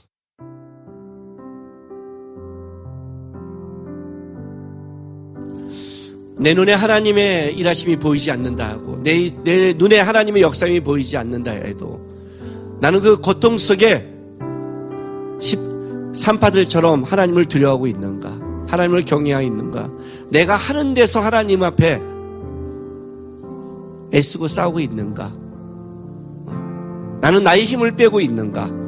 여러분 좀 봤으면 좋겠습니다. 주님, 오늘 말씀을 통해 배운 것은 하나님의 일하심은 신 적이 없다고 합니다. 하나님은 나를 통해 역사는 쉬지 않습니다. 내가 지금 고통과 힘들어도 하나님은 벌써 준비하고 일하고 있답니다. 지치지 않게 하시고 경외하게 하시고 힘 빼게 하셔서 하나님의 때까지 믿음의 일을 살아가게 좀 도와달라고 우리 시간 다 같이 기도하고 제가 마치겠습니다. 기도하겠습니다. 거룩하신 우리 아버지 하나님 감사드립니다. 하나님 우리가 말씀을 통해서 또 하나님의 구원의 역사를 보게 됐습니다. 주님 말씀을 통해 보면서 참으로 그가 고난과 어려움을 버텼다고 말하지만 그것이 그 노예의 고통이 어떤 것을 압니다. 우리도 인생 속에 어렵고 힘들고 소망이 보이지 않는 곳에 하나님이 견디라 하시면 그 견뎌가는 삶이 얼마나 우리를 낙담하고 힘든 걸 알고 있습니다. 그러나 내 느낌, 내 감각, 내 상황을 보고 판단하지 않게 도와주시옵소서. 말씀이 그렇다고 말합니다. 하나님은 일한 적이 쉰 적이 없고 우리 하나님은 하나님이 선택한 자를 통해 주무시도 자지도 않고 보호한다고 약속하셨습니다. 아버지 하나님, 내가 느끼고 보지 못한다 해도 말씀을 믿고 견디게 하시고 버티게 하시고 힘쓰지 않게 하시고 하나님 앞에 하나님이 일하도록 나를 맡기며 살아가는 신앙 되게 도와주옵소서. 산파들처럼 내가 하는 곳에 작지만은 하나님을 경외하고 하나님을 사랑하고 버티며 절대로 동화되지 않고 하나님 나에게 주신 그 신앙의 믿음을 지켜가는 신앙 되게 도와주시옵소서. 주님 하나님의 일하심을 기대합니다. 하나님의 역사하심을 우리가 바라고 살아갑니다. 긍휼히 여기시고 함께하여 주시옵소서. 아버지 하나님 감사드립니다. 주일기를 통해서 우리가 또 말씀을 받습니다. 말씀을 공부할 때는 머리로 이해되지만 우리의 실제 삶에 가서 노예살이라는 것처럼 끔찍한 어려움과 힘듦과 소망 없는 삶을 부닥칠 때마다 진짜 말씀이 이루어질까? 내 인생에 소망이 있을까? 내 가족이 변할까? 내 상황이 변할까? 의문이 듭니다. 그러나 주님, 내 느낌과 감각이 아니라 오늘 우리가 말씀을 배웠으니 말씀을 따라하게 도와주옵소서. 주님은 여전히 나는 쉰 적이 없다. 나는 멈춘 적이 없다. 나는 너를 잊은 적이 없다. 나는 너를 통해 일하고 있다. 그 하나님의 말씀을 듣고 동화되지 않고 포기하지 않고 힘 빼고 주께서 나를 통해 일하실 그때까지 믿음의 길을 끝까지 살아내는 성도 되게 주장하여 주시옵소서. 감사드리며 예수님의 이름으로 기도합니다.